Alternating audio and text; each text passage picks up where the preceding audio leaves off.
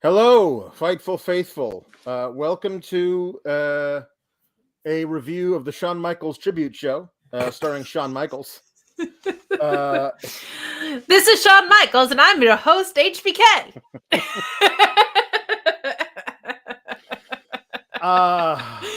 That's funny. We're funny. We're funny. Hey, you know what this really is, though, Alex? What is it? What is it? It's the NXT post show for the 7th of March. This is Roadblock post show. Not the worst show in the world, but get in those super chats. Get in those humper chats if you would be so kind to support us. People in the chat are saying road puns. I'm not against it. Like driving, like car. Okay, it's been like vetoed. driving? Sorry, guys. Unless driving. No, I'm not. No, I'm trying to figure out what. I'm trying to think of. Like last night, we stumbled into a fantastic one on the paywall, which was comic book puns because I said Jimmy Olsen, not Jimmy Uso. And I love when I love when we Jay and Jimmy Olsen so bad. Yeah. And so I'm trying to figure out what it is. Yes, I don't know. I'm not sure what it would be, but well, think on it, and I'll tell we'll the good think people. On it. Yeah, we have yeah. I'll tell the good people to subscribe to Fightful Select while we're thinking about it, where they can go and they can find out more about Vince McMahon and his tiny mustache. I fell for a deep fake today. I was very disappointed in myself, but I wanted it to be real so bad. It was such a good one, though. It was really good. It wasn't like this one that we got fooled into last night. Like that's not bad, but it's fake. It's totally fake. Also, the one going around today was fake. It looks so real, but I want them to be real so bad that I don't care. Honestly, we can agree that any mustache on Vince McMahon is a big mistake. It's a big mistake. It's a big mistake. It's a big mistake. Listen, Kate. I'm gonna bend over backwards to find this to find an actual photograph. I'm sorry. I'm done now. I'll Don't be done. You can finish introing our show that we're doing, apparently. Yeah. You can watch on twitch.tv/Fightful Gaming. There is more than Vince's mustache news on Select. There are far inferior stories, but that's the one. But backstage reaction to Vince McMahon stopping by last night. Whole bunch of stuff going on there. There's like a million bonus podcasts. You can find Alex and I behind the paywall there too. You got the list and your boy goes on. There's so much there. So huge pay-per-view cycle wrapping up. We're going into WrestleMania, so I'm sure it will be a busy season on the Fightful Select. Best $5 in the business, if you ask me. And they pay me to say that. So Alex, you didn't have internet earlier, and I was like, oh no. I didn't. I woke up without internet. I went to bed with internet. I wish I hadn't. I fell asleep watching the first 5 minutes of Funky Monkey, which we're not doing as a review this week on Get the Flick Out of Here, but we will do on a future installment somewhere down the line. It is atrocious, but I feel like we've done so many kids movies recently, like we should just otherwise it becomes like some of us had to do them all Halloween because we're scaredy cats. you're doing another kids movie next week, but I'd rather than us becoming like the cynical podcast that talks shit about kids movies from 20 years ago, I figured we should do something better. So this week we're gonna do the 90s classic, absolutely insane movie called Nothing But Trouble, starring somehow Chevy Chase, Dan Aykroyd, and John Candy in a colossal mistake all three of them made by being in this movie. We're going to do that on our live broadcast of Get the Flick Out of Here on Friday at noon Eastern. So on the Know Your News Network. On the Know Your News Network. So please come over there and hang out with that. It should be a lot of fun. Yes, so now we're going to have to do apparently road puns, car puns, driving puns, road sign I think driving puns. Driving puns is good. Sure, we're on a roadblock. But your internet outage was like our personal roadblock, and I was like, what do we do without Alex? Supercar. No. Yes, the what they did was they decided to run a software update on all the like they sent like new software into all the like Xfinity gateway devices in this area. And it was like, hey, sweet, we updated a whole bunch of stuff. We also turned off their ability to send out Wi-Fi signals. So that's our bad. That's probably the main thing you have it for, is to send out Wi-Fi signals. So we're going to turn that back on. This took like 4 hours to do it. I'm not Doc Mueller. I'm not an IT genius or specialist like he is. But I will say, from my very cursory knowledge, sending out a Wi-Fi signal seems vital to the internetness. You would think. I would think. Indy Cartwell. Oh, very good. Sure. Very good. Because also IndyCar, like the Indy 500. So like basically, the Main Street event from WW Pringle. These are all good. Thank you so much, everybody, for these. Keep them coming because we love you.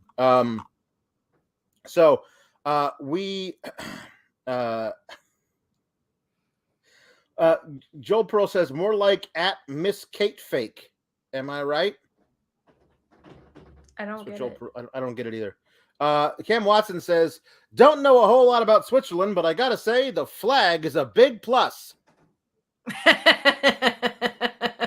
Happy Tuesday, everyone. I like that one. So nice. Jaden Pringle says, Alex the Grape, Kate Elizabeth, Papa Paul Elizabeth is the best Papa in the game. Meat Guy, Alphabet Guy, Luis, and all the SGS make love, not NXT. So true. Oh, because of the fake Vince pics. Oh.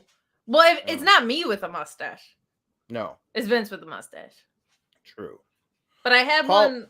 I had what we called a. Here it is. I still have it. Mm-hmm. Last night on Fightful Select, I tried to draw a mustache, but it looked like butt cheeks.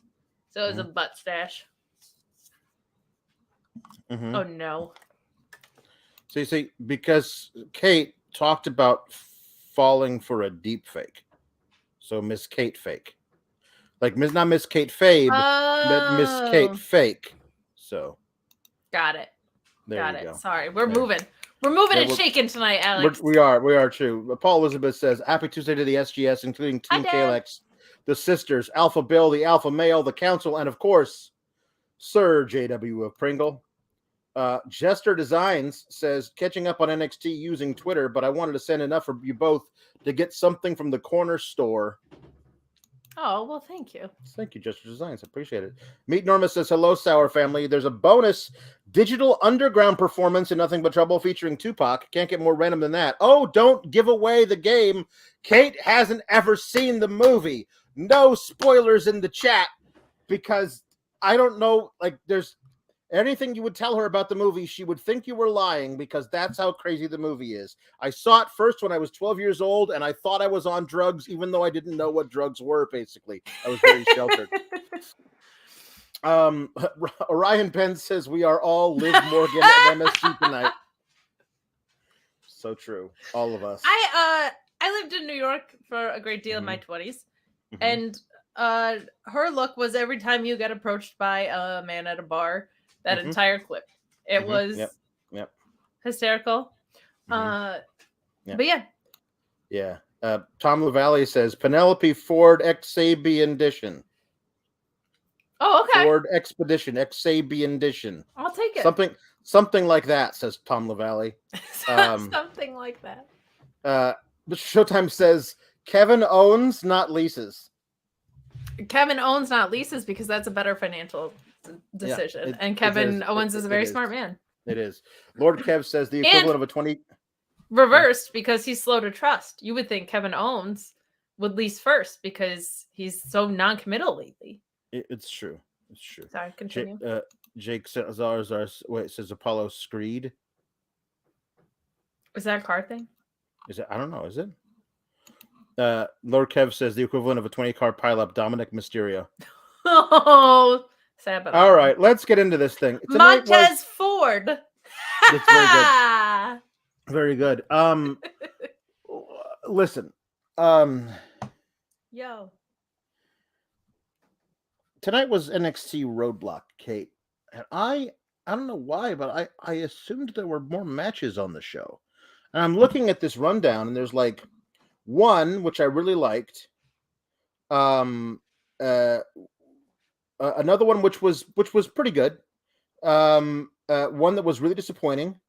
One that was crap, and then one that was very good, but ultimately confusing at the end. And the thing, but so like the like match was amazing. The match was really good, but the angle just feels so much like Shawn cramming his whole head up his own ass and taking a big whiff.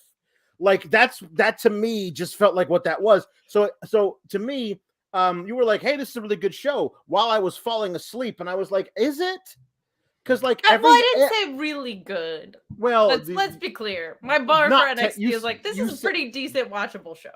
You said not terrible. To be fair, there's a big gap. There's a big gap between not terrible. There's a big difference, and it wasn't terrible. Everything that happened outside of the ring was not terrible. Good. But there were some very high quality matches on the show tonight. Like Tony D showed out. The women's match was great. Julius Creed is absurd. There were two very high quality matches on the show. There was one that was a high quality match, and then one that was ultimately incredibly disappointing, and one that was crap.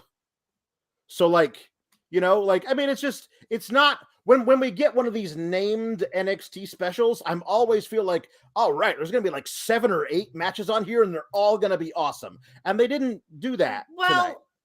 It's a little tricky. I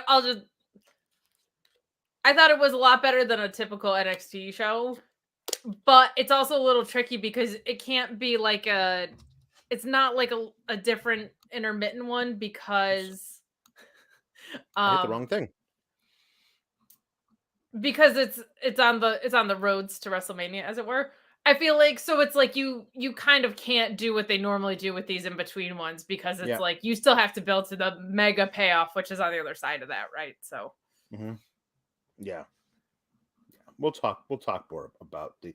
I want to get into the Jailhouse Street fight. Tony D'Angelo has been that dude for months. Like he was hurt. And they brought him back slow after he got hurt.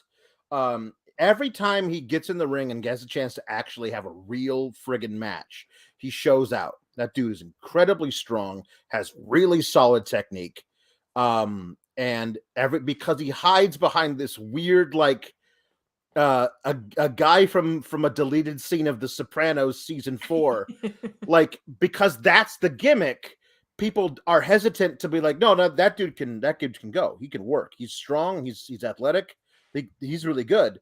But nobody gives him the credit for that because they think he's a meme wrestler, and he's better than that. He's also really great at playing the character, but also he can go. And that like you're gonna put him in a street fight, a Jailhouse street fight, with Dijak, who is no less than, I believe, the best work rate big man of the last 15 years. Like when you just say this dude's big and can go, like Dijak's right up there at the top.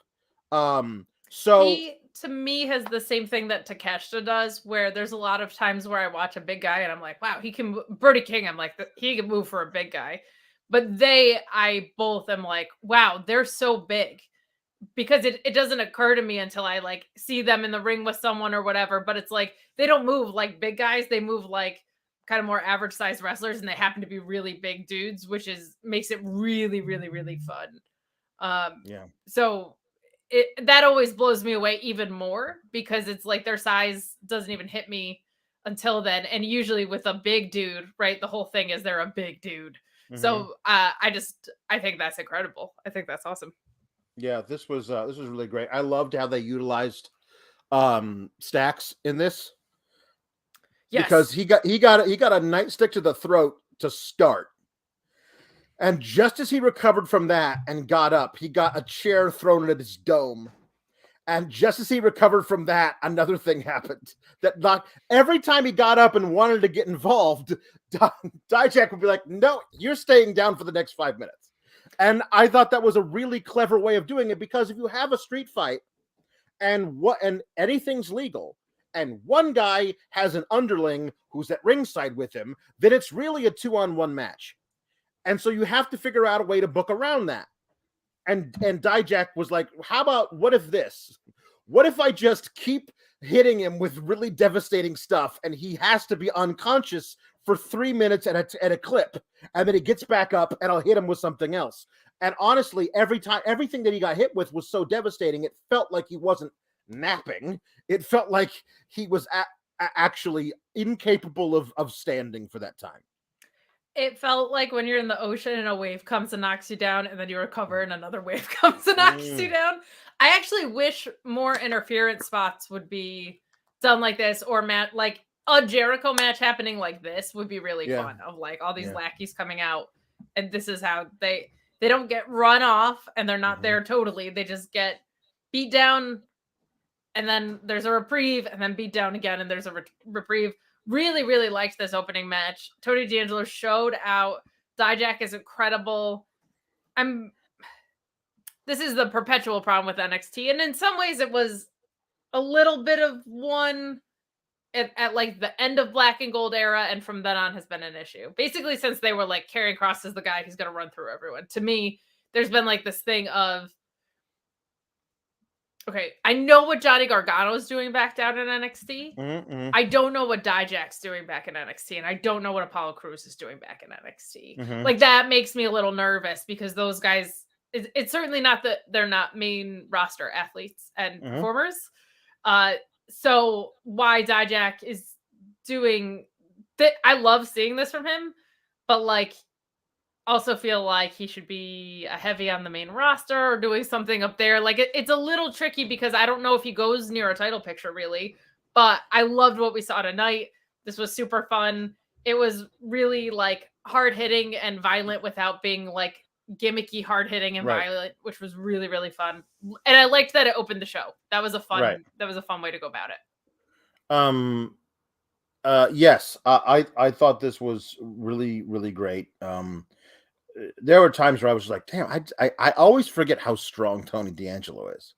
Like he just deadlift and then slammed the guy down for a German without actually like, he just like picked him up from behind with a waist lock and then like turned a quarter turn this way and just threw him. Just Dijak's a big dude and he's chucking him around like he weighs 200 pounds.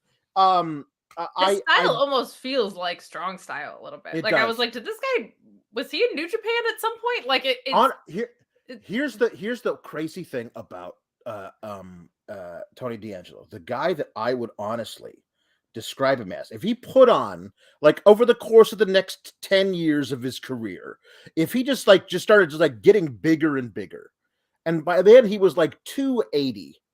And he was moving around like he's big, barrel chest. He's got these big arms. That dude's Scott Norton. That's who he is. Like he just picks guys up and puts them down. And he's got this really, he feels very wide in the chest. He's obviously much smaller, but the way that you're right. Yeah, his chest is like a football field. Like it's broad and yeah. Like when he just comes at you, he just doesn't.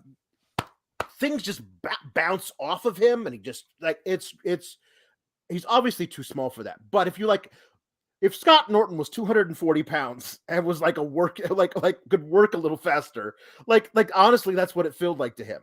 No, I can see that. I think that's a really good pull. That matches up. That was what I was trying to like. Who is the guy that it looked like when he just like deadlift waist locked the dude and just like that was great.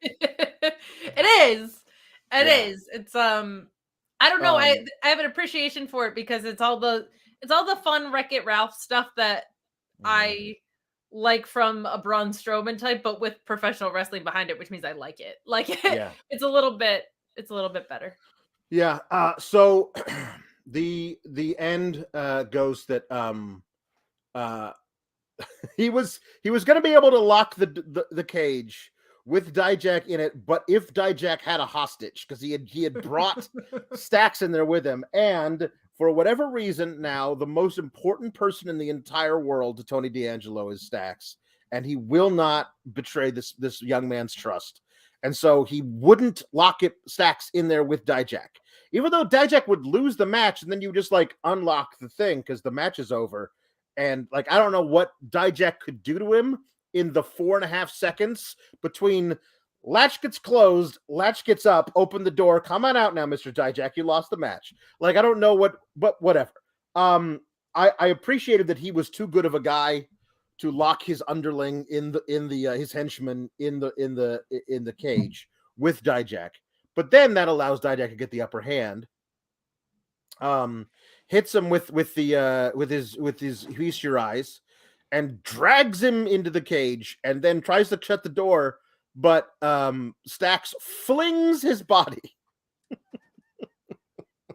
and takes his shuts the door on his rib cage, and then he takes a feast your eyes. And then Dijak gets hit with the world's most rubberized crowbar several times in the head, shoulders, and face. And so Tony D wins. And while I'm surprised by this, I think it is the right call.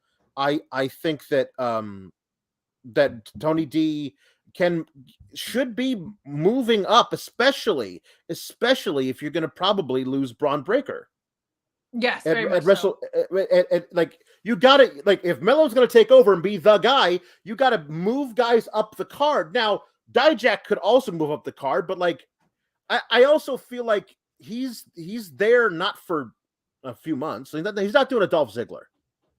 He's doing he'll be there. He's gonna be there for a year, or if he likes it, longer. So like this, which is his first real like he lost to Wesley, but because Tony D got involved or whatever. And he lost this match basically losing the feud to Tony D, but he'll move into something else. They'll figure out something else for him to do. It's not going to be like, okay, well, that's it. Goodbye. You're like, there's other things you can do with Dijak. There's also there's ways to lose and it not bury you, and this kind of felt like one of those because I got kind of outwitted, and that's how it ended a little bit. That feels a little more. That's a good way of being protected without being obnoxiously protected.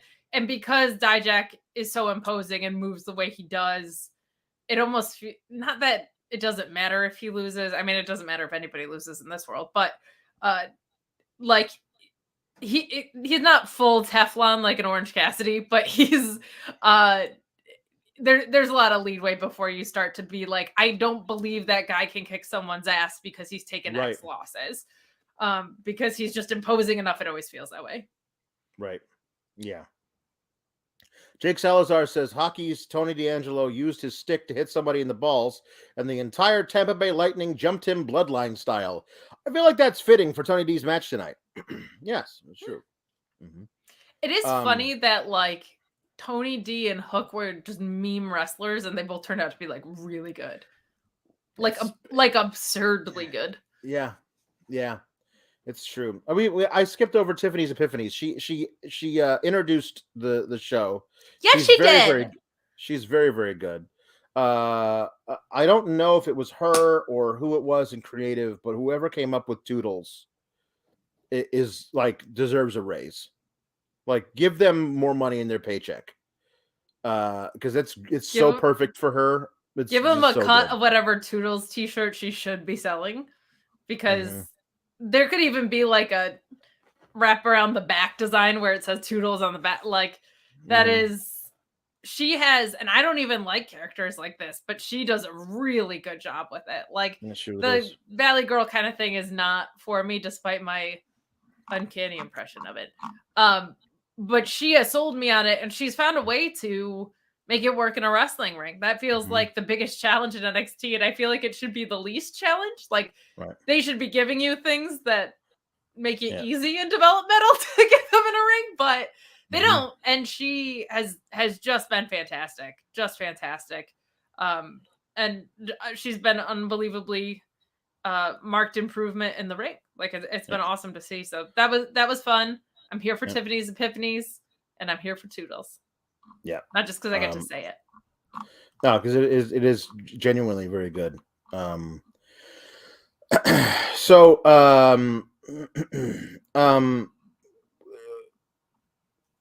Roxy got interviewed backstage, said, her heart's all aflutter. Mm-hmm. I don't know what to say about this. The interview, I'm pretty sure, but honestly, it might not have. I'm pretty sure the interview skipped back to the beginning of the interview, and I watched it twice on my feed on my cable. Because if not, she said, I'm nervous, I'm anxious, and like I got butterflies in my stomach. Otherwise, she said that line twice, and I feel like that's probably not what happened. So yeah, fine. It didn't really add anything to it, but all right, we're good. To me, yeah, that was just kind of a wave, like a hey, reminder, this is what's coming up later. Yeah, yeah. So Briggs shows up at Kiana's office and comments on the giant vase of flowers. And she takes the card out of it. It's like, because hey man, Briggs, man, he really must care about you. Look at all these giant flowers that got you. And she's like, oh yeah, totally, it's not flowers. And she takes the card and puts it under, and they keep on focusing on the card being put like in the pages of her planner. And as soon as she grabs it, Double Vest's eyes go wide, and like, so he like, you're not supposed to put 2 and 2 together yet. A, you're a big dumb moron. And B, the whole thing doesn't work if you immediately know that she's getting flowers from another guy. Like, you have to figure that out by the end of the episode. But if it happens right now, you should be, if you're onto her from the beginning, then everything that you say for the rest of the scene doesn't make sense. So for whatever reason, you've got to, like, that's got to pass you by. And again, this would be great if you had an acting coach in every filming of every scene who could be like, that's not going to work. We'll figure it out from here, but that we'll do another take. That's not going to work, because it doesn't. Because now he's on to her, but still has a regular conversation with her about how much Beej loves her. And I feel like he's not that duplicitous to be like, I know you're up to something, but I'm going to fake like I don't know you're up to something. It's not who he is. All of this soap opera bullshit between all these characters just goes to show that they're not talented enough actors to be doing this kind of stuff. I think Kiana James has proven she's really good in the ring and getting better and better. Like, as much as I like to clown him, Double Vest and the Beej are a perfectly serviceable redneck tag team. Like, that's what they are. That's a fine little gimmick for them. Like, but every time you say, hey, let's make them they're starring in this weird sitcom, it only it shows all of the cracks that they have in their as they are as performers. That's fine. Not everybody's got to be like capable of doing Shakespeare out there. But every time you show us that they're not yet, it makes me go, too bad, I don't know. It's weird. Well, it was kind of handcuffed from the beginning of what you said, because he's definitely the smarter of the two. Right. But like, for him to piece it together and then to not deliver it, it did feel stilted. It also just feels like this was happening around Christmas with the bar stuff, right? Because it felt very like Christmas Hallmark movie, and we're still here with the romance angle part of it. Just it doesn't feel like I don't know, because they pivoted the story, which is a good thing, but it doesn't feel like they built out the feud or something. It just isn't. It didn't enhance the level of investment. It kind of went sideways. And then on top of that, they're the women's tag team champions, and this is obviously going to be the women's tag team championships getting used to break them up again. Split a team up. Thank you. Yeah. Great. Good. I was almost charmed in the beginning of, like, it was cheesy, but I can sign up for cheesy under the right circumstances. I was out on the beginning of the story when they made Kiana James dumb because she put the deed up for no reason. Mm-hmm. And then this whole thing has just been not very good. But I'm so sick of women's tag team titles being caught up in the same playbook over and over. And it's also compounded by the fact that that's what they do on the main roster too. Like, I really think Shayna and Ronda are going to win the titles and then split, like, not as long after. I don't know. It's bad. It's like, I don't know. Later, she says she'll call Beej, and later we see, it's true. Sometimes it's just so fun. Like, they have like, hello, Beej? Just like, sometimes our nicknames sneak back in and it makes me giggle. Yeah. So she says she's gonna call Beej. And so late, so he's like, hey, I want to talk to Kiana for you, man. Oh, those flowers you got for her. Like, you're not allowed to pop out your eyes at her removing the card and putting it in her planner. Meaning you're already on to her. If in scene 2 you come in and be like, man, those flowers you got for her pretty great, huh? Because then that means you weren't on to her from the beginning. Like, anyway, I think it was because of what we got later. I think it was supposed to be almost a test balloon of like, you're supposed to be like, no, I didn't get her flowers or whatever. But then Beej goes, I don't care what's on her desk. What did she have to say? Correct. And like when your original thing, your answer would absolutely be, wait, I didn't get her flowers. Like, you wouldn't go, I don't care what's on her desk. You'd go, I didn't get her flowers. It's just also a weird thing to say. I don't care what's on her desk. It's just such a weird. This whole fucking story is so bad. But like, Fallon, after Beej walks away to talk to the porn accountant on the phone, Fallon's like, Horse Girl's like, hey, like, obviously she's cheating on him. They haven't seen each other since Valentine's Day. It's March 7th. I don't know how is she I keep forgetting it's a week between. She's cheating on him, but they haven't seen each other since Valentine's Day. So like, they're not like, they're like, she's going out on a date with Beej 3 times a week, and in between she's carrying on this illicit love affair. Like I mean, they haven't actually spoken because Beej is too scared to call her for 3 weeks. What is the storyline and why is it on the television? Not gonna lie, if a dude just didn't call me for 3 weeks, I would assume our relationship was over because I think he's definitely like, I don't know if it constitutes as cheating if a guy just doesn't call you for 3 weeks. Especially after like 2 dates, right? Like, they were barely together. You just started dating somebody new because the last guy stopped calling. Just stopped calling you after the like 2 dates you went on. Dude sidelined himself. He did sideline himself. Oh, that's a riot. That's so funny. Yeah, not great. What the fire truck are we doing, man? What the fire truck are we doing? Jambeard says hashtag beach prawn. I believe, yeah, I get you. So that was one thing we get that's ridiculous over the entire thing. Then we get Gallus coming out and like, hey, yeah, we just want to chat. Come on down to the ring, boys, and we just want to talk to you. And then it's like, hello, we're pretty deadly. We're up here in the Raven's Nest. Wouldn't you like for us to come down and talk to you? But we don't want to talk to you. Hey, come down here. Like, that's basically this whole thing. And I was like, this is fine. I kind of sounded John Lennon-y. I know it did. I know. It did. I respect it. I don't know why I've decided that, because they're not. But I don't know why I've decided that Kit and Elton are Liverpudlians, but they totally are. Oh, look at us. We're not going to come down and talk to you. We don't want to talk.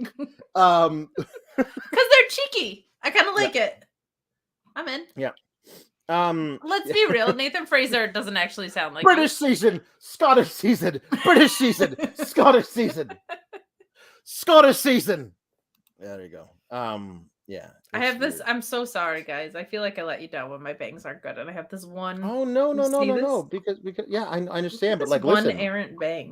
we got a TOX20 TO2XO says, Kate, here's a super chat I owe you from earlier, and your bangs look great as always. Oh, thank you. That was all a setup because my friend and a very talented wrestler named LSG tweeted something about wanting to be tested, and I quote tweeted it and said, "I don't want to be tested. Give me compliments and money for no reason." And that's how I feel. So send in compliments and just donations with no chat because I want money for no reason and I want compliments. And then I don't need to be tested. Life is hard enough. I'm not like test mitten. I'm good. Matthew Plus responds, TO2XO shooting his shot. Got no chance, nerd. Says Matthew Plus. He's got a better one than Matty Plus. Matty Plus wishes. Matthew Plus also says, met a really nice woman who brings me joy. We make our hearts flutter every time we're together, which makes me realize that none of you poor SGS saps will ever experience the bliss of being held lovingly. Get outside. Stop watching these two peons. He said as he sent money to us. That's just not true because Matthew Plus doesn't have a heart. No. I just thought of a really fun impression song thing that we could do. I'm okay. gonna DM Luis. Okay. Because I'm not paying.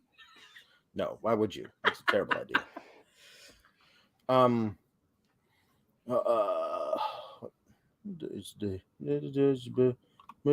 Okay.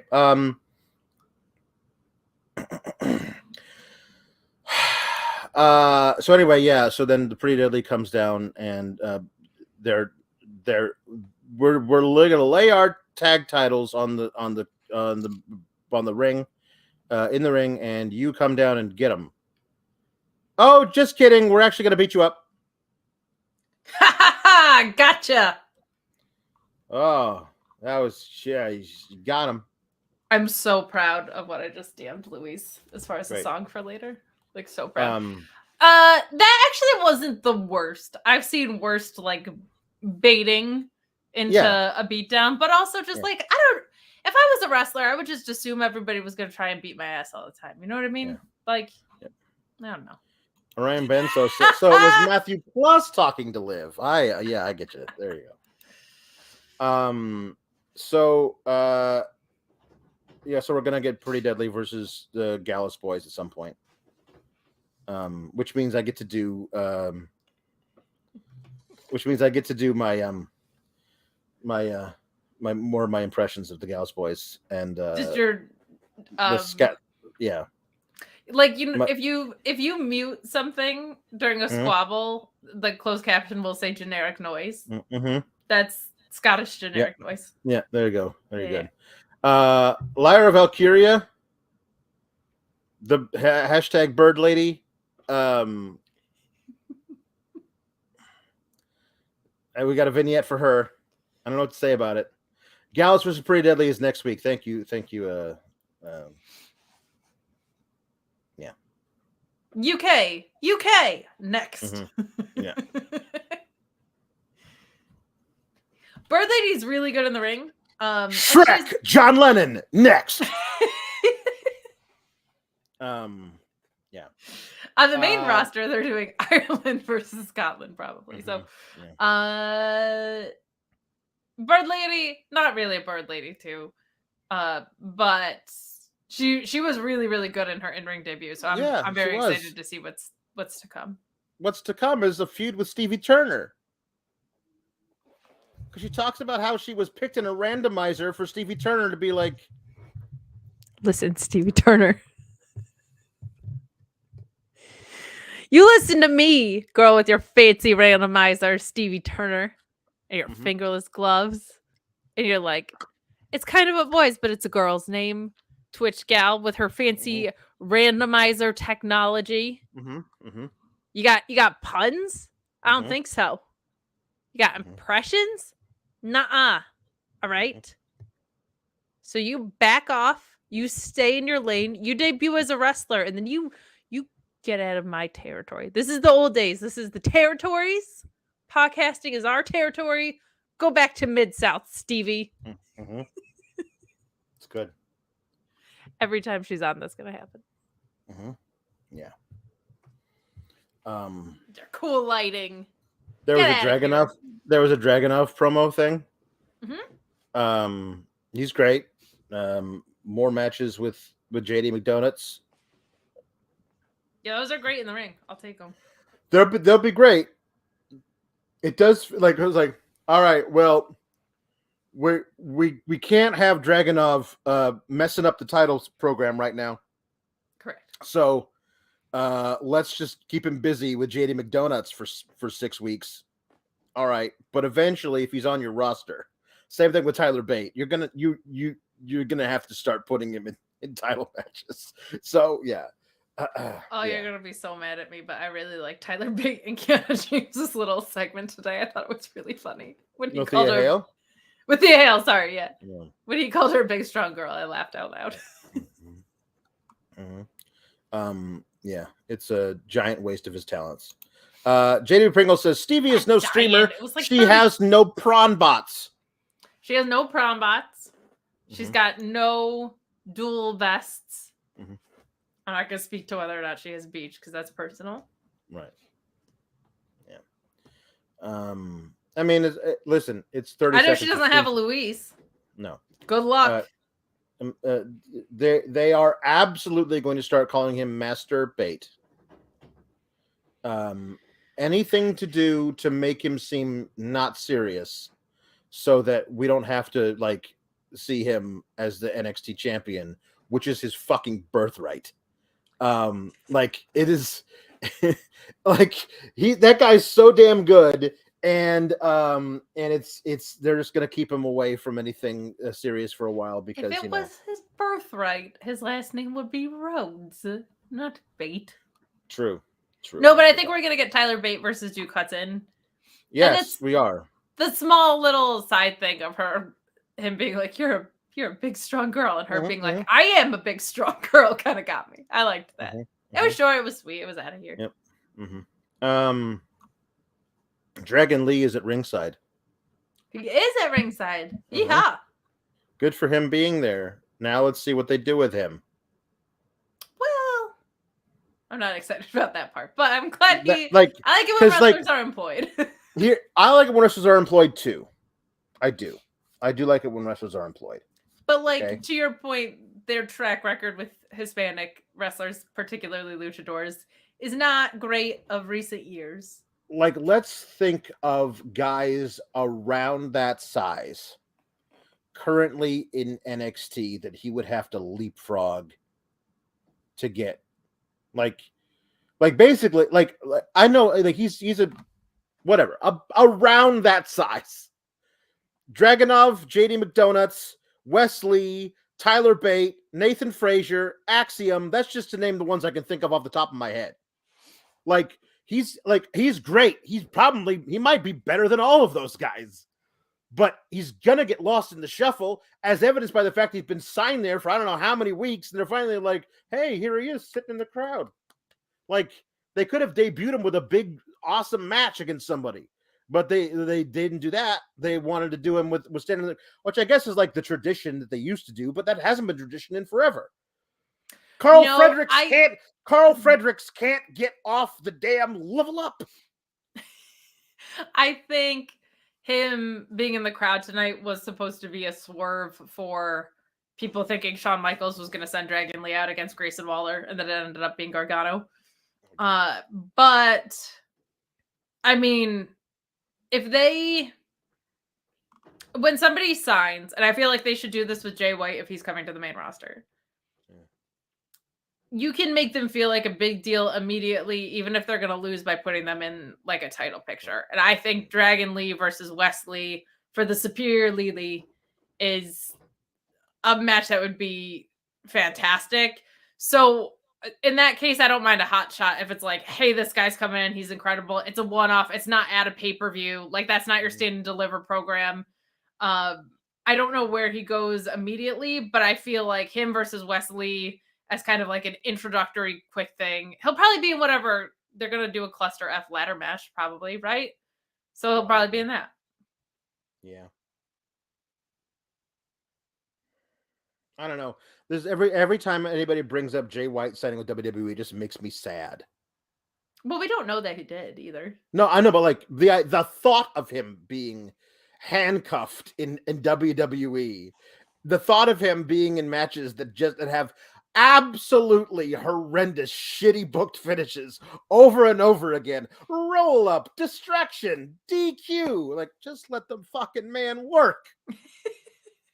Sorry, I don't know why. No, you're not. So I'm not sorry. I'm definitely not sorry. Baby, I'm sorry. I'm sorry. So here we go. It's really Brian says leaving the PC now. Survived the parking lot. Matches were great. Didn't have to listen to Booker's champagne wishes, and the pop for Gargano was insane. That ending sucked all the air out of the room, though. Tried to plug Sour Graps during Waller's IG Live. You're so cute. Oh my gosh.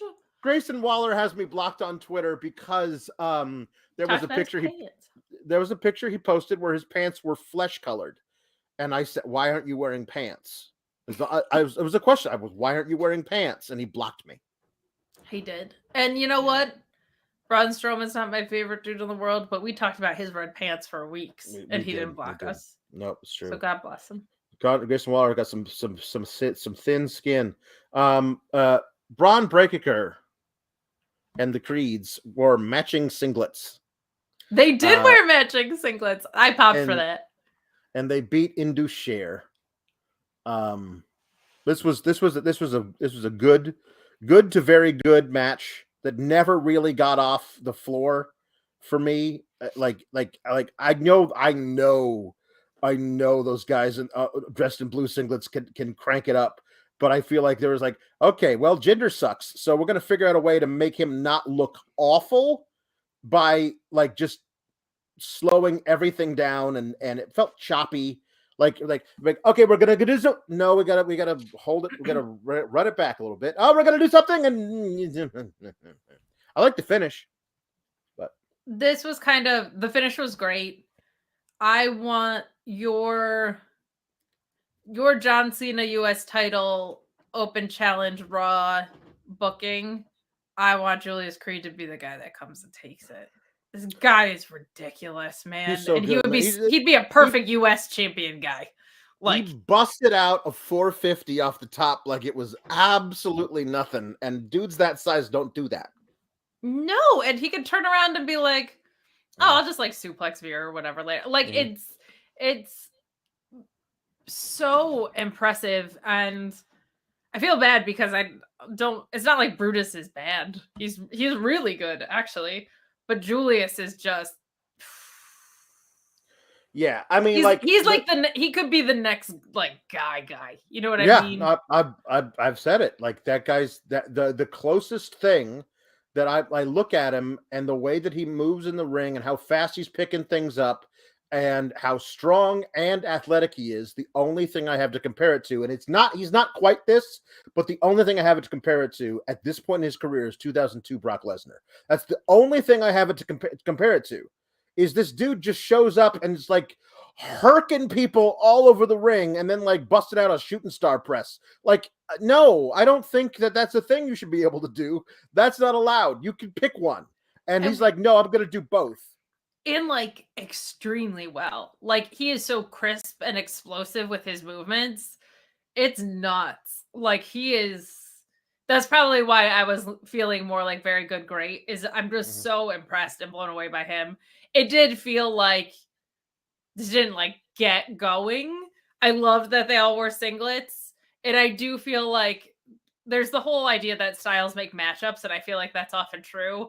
I think in some cases like this, it can cause like stilted chemistry a little bit. And I feel like that's what happens here. I do feel like with Jinder specifically, they were kind of compensating. But overall, I think it was just like, how do we merge these styles a little bit and not make either one side look really weak or the other side look compromised? That's not always easy to do in a thrown together match. So didn't get going to the gear that I was hoping it would, but I just feel like I was kind of like, let the Creeds cook a little bit longer. They're young, they've got time, but I'm kind of at the point where it's like you're doing yourself a disservice now if you don't at least call up Julius. And I'm not saying don't go up as a tag team because I think Brutus is really good and they could do some great work. But Julius has got that extra. If Otis joins the Masterman Male Models and becomes Otis, Gable has an academy without any alphas in it. Like if you just replace Otis with the Creed Bros, that's a trip. That's a triumvirate right there.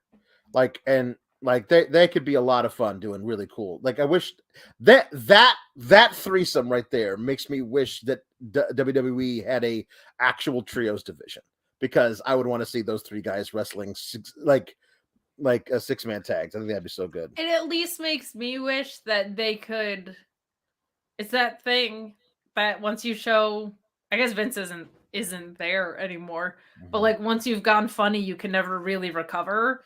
And I'm worried that's what happened with Gable. But I think a lot of people are almost in the camp of now, after what he's done with this run, of like, you gotta give this guy a real deal push because he's incredible. So a couple ideas. Gesture Design says would love for Kurt to pop down NXT and manage Team Angle 2.0 with Bron and the Creeds. Don't hate that. And Luis says Gable recruits everyone in Diamond Mine, Roddy Strong included. I think the Roddy Strong thing has sailed. I think they will not let him go for whatever reason, but he ain't working in NXT no more, and they ain't got anything for him on the main roster. They're just waiting for that contract to wind down long enough they can buy him out, and then he's gone. Especially that ROH is now a thing. Like Roddy Strong showing up in ROH, like that would probably he wrestles in pink socks. We learned when he was in ROH. Yeah, but the pink socks are hidden by his shitty little boots. That's right, according to CM Punk's live journal, which is Bible, my world. Yeah. Roddy Strong is known as Mr. ROH, so yeah, I mean, I feel like that's probably the best way to do it. So then like let him go. You know what? Especially if it's gonna be an ROH play, like just let him go. Just let him go. His wife's over there. Like let him go. Just let him go. So Grayson Waller effect with Shawn Michaels. Between four ferns, I'm gonna start calling it. I don't know, man. I'm just so tired of Shawn. I can't think of a single Shawn I'm not just tired of. Oh, me too. The Shawn, everyone named Shawn is just the worst. This was fine. Shawn like was actually bringing. This wasn't bad. Good. No, this was a fine little segment. It was okay. It just I guess I feel like I called like as soon as they were like Grayson Waller was like was that Vengeance Day, where he just like came in and was yelling at Shawn Michaels, and I was like, oh, so Shawn's gonna get Johnny Gargano to come down and do a one-off match with Grayson Waller, and that shit was like a month ago. So I guess everyone has psychic powers, Alex. I wasn't surprised by it, and I felt like a lot of people weren't surprised by it. So it felt like the whole thing of like, oh, like Grayson Waller wants Shawn to come out of retirement, and Shawn's like, everyone wants me to come out of retirement, but I won't do it. Not for one penny less than the $75 million that the Saudi paid me to team with Triple H versus Undertaker and Kane. Because that was the worst match in the history of wrestling, and I took the money, but I won't take the money from you, Grayson Waller. That was, I don't mean to be offensive or call you out, but that's not what he said in the promo. That was not like a verbatim. No. Reading of it. But if you read between the lines, that's what he was. The subtext was heavily hinted at. So what was good though? Yes. To me was Grayson Waller said he's a star, and Shawn Michaels kind of said, but you lost. And I was like, see, you know that wins and losses are supposed to matter. You just told me. You admitted it. You admitted it on air, Jonathan. And now we'll save Jonathan for our Shawn. But And what tipped it for me, I figured it was going to be Gargano. I was nervous it was going to be HBK. But when he said like this brand was built on the backs of, and then started naming people, I was like, oh, Gargano's the guy, Yep. right? So, but that I liked because it called Waller out on his BS. I just wish it feels almost like how Austin Theory was yesterday, where I'm like, and how Austin Theory has felt for me in a lot of this reign is like, and Logan Paul yesterday. I'm a star, okay? What have you accomplished? Well, I beat somebody in a mixed tag match like 6 months ago or whatever. Like you can't just say that and not back it up. Grayson Waller at least is like, I get eyes on the product because I go viral and whatever. But it's like, no one can say I'm not the best on the mic in the ring. Yes, I can say that you're not either of those things. You lay off my pipe bomb, Grayson Waller. That's what he did. He totally dropped that out of there. So.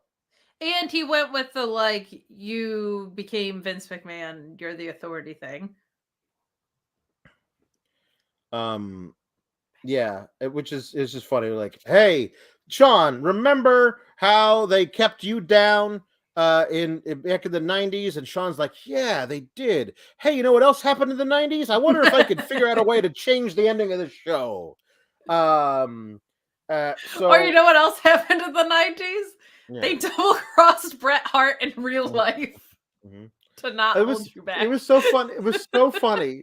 So funny that Grayson Waller pretended to be a Bret guy to get heat. I know. I was thinking that too during this. Oh, 10-year-old Grayson Waller would have been over the moon to be out here, but not anymore. No, I'm not a Shawn guy. I'm a Bret guy, eh? And I'm like, oh. See, the thing with Grayson Waller is I assumed it was going to be Gargano. The only other person I thought might show up for Stand and Deliver was this. Right. It's true. That is Grayson Waller's nemesis from back in the indie from the indie days, Kangaroid. Yeah, he was an indie guy. He brought up the Triple H heart attack. It's true. So I guess that's interesting that they mentioned that. But the only reason that you're in charge is because your best mate had a heart attack. Here's the thing with that, though, is that guy runs the entire company now. Yeah. I mean, does he? Does he? Or does this guy? I mean, this is an artist's rendition of what that guy might look like with a mustache. But what's more fake? Triple H is in charge of creative or that mustache? Because that mustache looks pretty real. So that's not even like that big of a dig. That looks really good for a fake. Yeah. So Mike Strikes Back says, why was Gargano away from NXT for so long? He was Johnny resting. That's good. I like it. Good. That's good. So yeah, he says, you're not going to face me at Stand and Deliver, but you will face this man. And out comes Johnny Gargano. And I thought it was nice sporting of them to have Johnny Gargano pick up a victory over Finn Balor via Edge interference, and then have Edge say that Johnny Wrestling was a pile of shit who never would have beaten Finn Balor on his own. And then they set him back down to NXT to work an angle through April. So like Johnny Gargano wasn't getting a Mania match, people. Just wasn't going to happen, not in the cards. So he gets to have like a hero's welcome doing a thing in NXT. That's fine. Like the angle, I always hated the angle of Grayson Waller beats the hell out of Johnny Gargano with a chair as Johnny Gargano was retiring from NXT or like leaving, because we knew they couldn't capitalize on it. You can't actually make money off of it. You can't do the story of Johnny Gargano coming back to NXT. Not a Jardy. Definitely not a Jardy. They weren't going to do it. So now that they're doing it, that's good. It's a good thing. Now Jake Salazar says Waller going to beat Johnny. I hope we know this. I think that's true. I think that I don't think it's 100% because of how they treat all these guys who run their mouths about everything. They just lose and then they say they didn't and they move on. Like Waller is 1-3 in 2023 and says he's the best thing in NXT. And the thing is that like that's just the thing. He'll be 1-4 and say it again, and eventually they'll just think we're browbeaten into accepting it. I think Waller will win, and I don't think it's a bad idea. Just because of the way I feel, it feels like the way Johnny Gargano works is I don't think Gargano's sticking around there. So lose, no skin off Gargano's butt, and it does help. It does help Grayson Waller because my biggest issue with that spot was the retirement spot, the Gargano goes away spots. Was not only were they unable to capitalize it on an in-ring way, Grayson Waller just started like losing after that. And it was like, well, he could have been a made guy if you followed it up with some wins because he just took out Johnny freaking Gargano in NXT. Like kind of the house that Johnny built in certain ways. I'm wondering if they're waiting on Ciampa or something because the way is only half a thing and seems to be more about Nikki Cross and Candice right now. I don't know how far away Ciampa is, but there's a very, very, very fun thing with the assuming Kevin Owens and Sammy come out on top, which is a maybe. The both sides assuming they ever actually form a tag team. Assuming they ever form a tag team and win those titles, but like the two guys on tag teams that have both had like sorted histories with each other and mended fences multiple times, like there's some really, really fun work they could do if Ciampa was healthy and ready for that, and it would give Gargano something of importance to do without it. They don't want him near the top of the card for some reason. Like here's a part of it. Like I think Gargano wins because NXT's integrity is at stake. Like that. Like that's the story. Is that like basically Grayson Waller says I don't belong here. I'm better than this place. I hate it here. This place sucks. I want to leave. I want to beat the hell out of HBK because I hate him. And HBK says, to defend my honor and the honor of this place, I shall bring back the greatest NXT superstar of all time, Johnny Gargano. You can't, if that's the story, have Johnny Gargano just lose the match. Like there's got to be something else there like added to it. But also, if you had said after they did that whole thing with Johnny Gargano, and the next major program they had for Grayson Waller was AJ Styles, and AJ Styles came to NXT, and they just had AJ Styles beat Waller clean, and then Waller ran away from LA Knight. Like, they have no compunction about making Grayson Waller look like a piece of shit, chicken shit, like who does not like they make him look bad. They humiliate him in some of his losses. Like that's so they have no compunction about doing that. So they might as well do it again. The chicken shit thing is supposed to be used because then the heel does something sneaky to win. The chicken shit heel isn't like you run away and then you just lose. It's like you run away and you get crafty and your cowardice, but then you sneak wins or whatever. Like that's not how that's supposed to go. Yeah.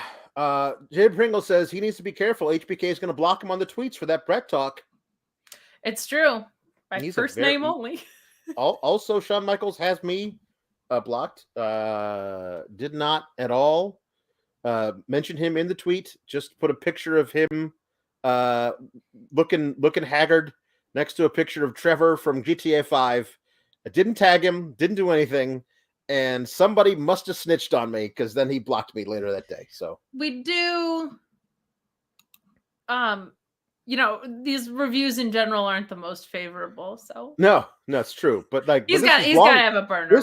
This is before like we were this is I don't know a while ago. I don't even know if you were on the show at that point that I did. Oh wow. So, yeah, I literally just said Good Morning Press is better than Shawn. That's it. That's all you got to do. He's got a burner. He's keeping tabs. I tell you. 100%. I'd block me too if I were him. I'm not gonna lie. All right, let's do some of these puns. We got a bunch of them now. We got a bunch of these little car and driving puns. All right. Nicholas Starhart has a bunch. Manami Toyota Camry Grimes. Charlotte Road Flare. Like, when you shoot it, you make light and people can see you on the side of the road, like a road flare. Oh, I don't think I knew. Oh, yeah. Like a road flare. I know what you're talking about. Crash Holly. Oh, sad, but I'm fine. Cash 18 Wheeler Yuta. That's two. That's a portmanteau. Big Rig. Diesel. Mercedes-Benz Monet. Kerwin White Van. On a more serious note, I love the on-screen friendship between Wesley and Mackenzie Mitchell. It's so genuine. Yeah, but he better watch out because that's Vic. That's Vic's gal. It's true. That's like Vic's fiance, or did they get married? Like Wesley, you got to be like Vic Joseph is like 6'9". Like he will break off his giant shoe, and you're a little behind, man. You got to watch out. Wesley is like the Meet Normus to Julie Cutler situation. Yeah. Like it's a little close for comfort. No, it is. It's nice to see. They're married. She's great. They met on the show, and they are indeed now married. Yeah, so got to watch out there, Wes. Meet Normus says if you have enough money, you can buy a Mercedes. It's true. Double pun. This is one of my favorites now already. In here they go. The Amish electrician says, Kyle O'Reilly Auto Parts. Ow! That's very good. I had to start a couple that weren't super chatted because they were just too good, and they are both from Louisville. Of course. Jay Switch Lanes White. Switch Lanes is very good. Do you want a taste of the title and registration? Yes, it's good. Jambeard says NXT parking lot's motto is drive if you want to, survive if I let you. Ricardo says Lozak Rider. Very good. Meet Norma says Blackpool Commuters Club or Carpool Combat Club. Oh yeah, I like that. I think, but both. I like Blackpool Commuters Club because it's just so silly. Also keeps the letters the same. So Jambeard says Alex Polkar Pulowski and K Car Kate. I'll take it. Been called worse. Matthew Plus says Tucker. Fair enough. There you go, Tucker. I miss Tucker. Me too. 1LT Photo says Steering Wheeler Yuta. Very good. Wheeler's really just like asking to be thrown into this. Yeah. Chris Pereira says Toyota Alundra. That's very good. Was it a Hyundai Elantra? I was just gonna say, I think it's a Hyundai Elantra. A Hyundai Alundra, but yeah, it's fine. That's good. Jambeard says Bobby Fish was there for the invention of the car engine. It's true. Where's the lie? I can't find it. T Electric Mayhem has popped me so hard.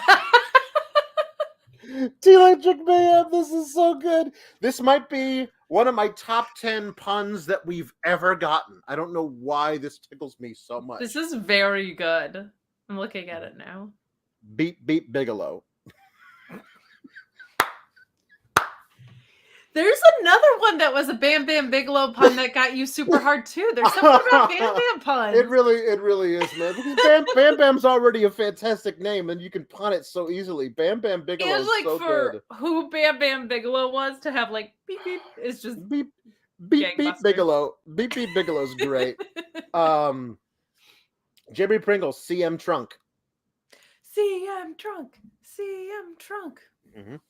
Meet Norma says Trent Chevy Beretta. Also, Sue's Van. Just cuz. Of course. Yep. Andrew Daughtry, 7-month member. Johnny Gargano. And Meet Norma says Kia Soul, baby.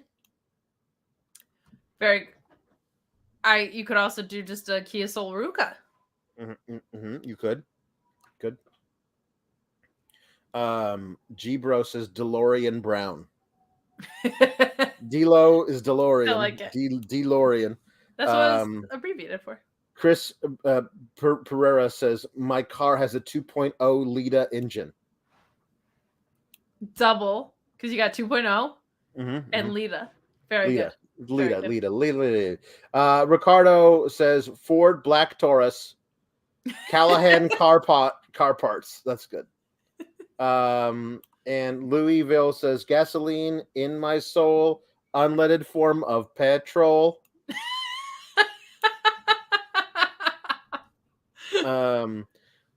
Big W on that. That's great.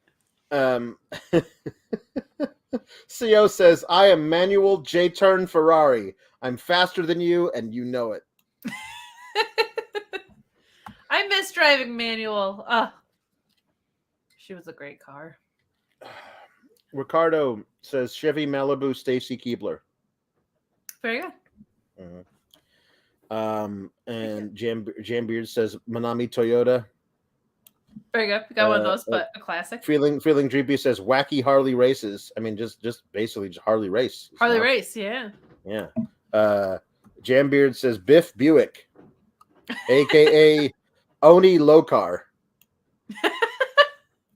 Mr. Showtime, Carby Allen. That's very, very simple, but very effective. Clean. Just a clean little fun. This is we got a back to back banger after banger after banger. Here we go. Elijah Selby, saw this earlier. Alba Tire, Buick EO Skylark, and again Kyle O'Reilly Auto Parts. Very good. Okay, we'll come back to more of those later. So was it just me? Like, I thought like the match that was supposed to have the most heat to it was Gigi versus JJ. Yeah. And Gigi got a jobber entrance, and half the match was in picture in picture. Like, she didn't kind of have one. Like, they came back from commercial. She was already in the ring. Her music was finishing up, and then Jacy Jayne got her full entrance, and then they went to picture in picture almost immediately. Like, the commercials were really weirdly spaced out in this. They episode. were. The last one was ridiculous. But I never felt like it really got going, mostly because like the picture in picture, I can't watch picture in picture. Like, it just like my ADHD is like, there are commercials in a much bigger box. I'm trying to not look at the commercials, but the audio is for the commercials, and I can't, and so I just have to turn away. I just can't do it. So it's really hard to like for me to. So it's true. No, I think that's most people. But I loved your swinging back and forth. Like it's a little tiny picture in picture up here, and then over here is a much bigger one. And the big New Yorker pizza from Pizza Hut looks so good, and I want to order it, but the Pizza Hut in town got closed down after a fire in the kitchen, and I can't get it. But I really want the big New Yorker pizza. Oh, there's a much smaller box over here where there's action happening. Alex, sometimes when you have a teeny picture, it needs a little love, okay? Really, pictures of all sizes. I don't mean to picture shame at all, but sometimes you just need a little extra something. You just need a little bit of help watching the match. You just need an enhanced performance of production in that situation. And the best way to do that is with dick pills. You know, we care about that performance in wrestling, that main event performance. But maybe in the bedroom, you don't have the confidence to perform. Bluechew.com and the code Fightful will help get you there. It's got the same active ingredients as Viagra and Cialis, so you know it works. You know it's that good stuff. But it works on your schedule, or maybe when you're not even ready and you want to get there. You consult with the online physician. You don't have to wait in line at the pharmacy. You don't have to wait in line at the doctor's office. No awkward in-person meeting. And if approved, it ships straight to your door in a discreet package. But there will be nothing discreet about your package when you use BlueChew.com and the code Fightful. But you know what? How about free? Get your first shipment free when you use the code Fightful. Just pay $5 shipping. Bluechew.com and the code Fightful. Get that main event performance.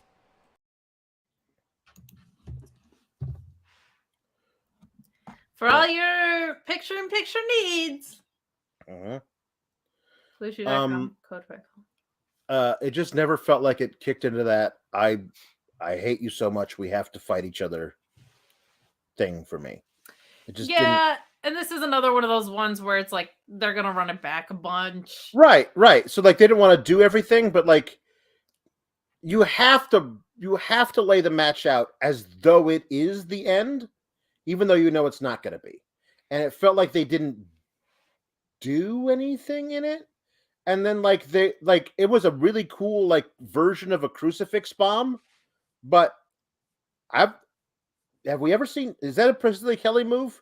Because I've never seen Gigi Dolan hit it, because Gigi, they never really had that. They weren't doing much of that in their tag matches.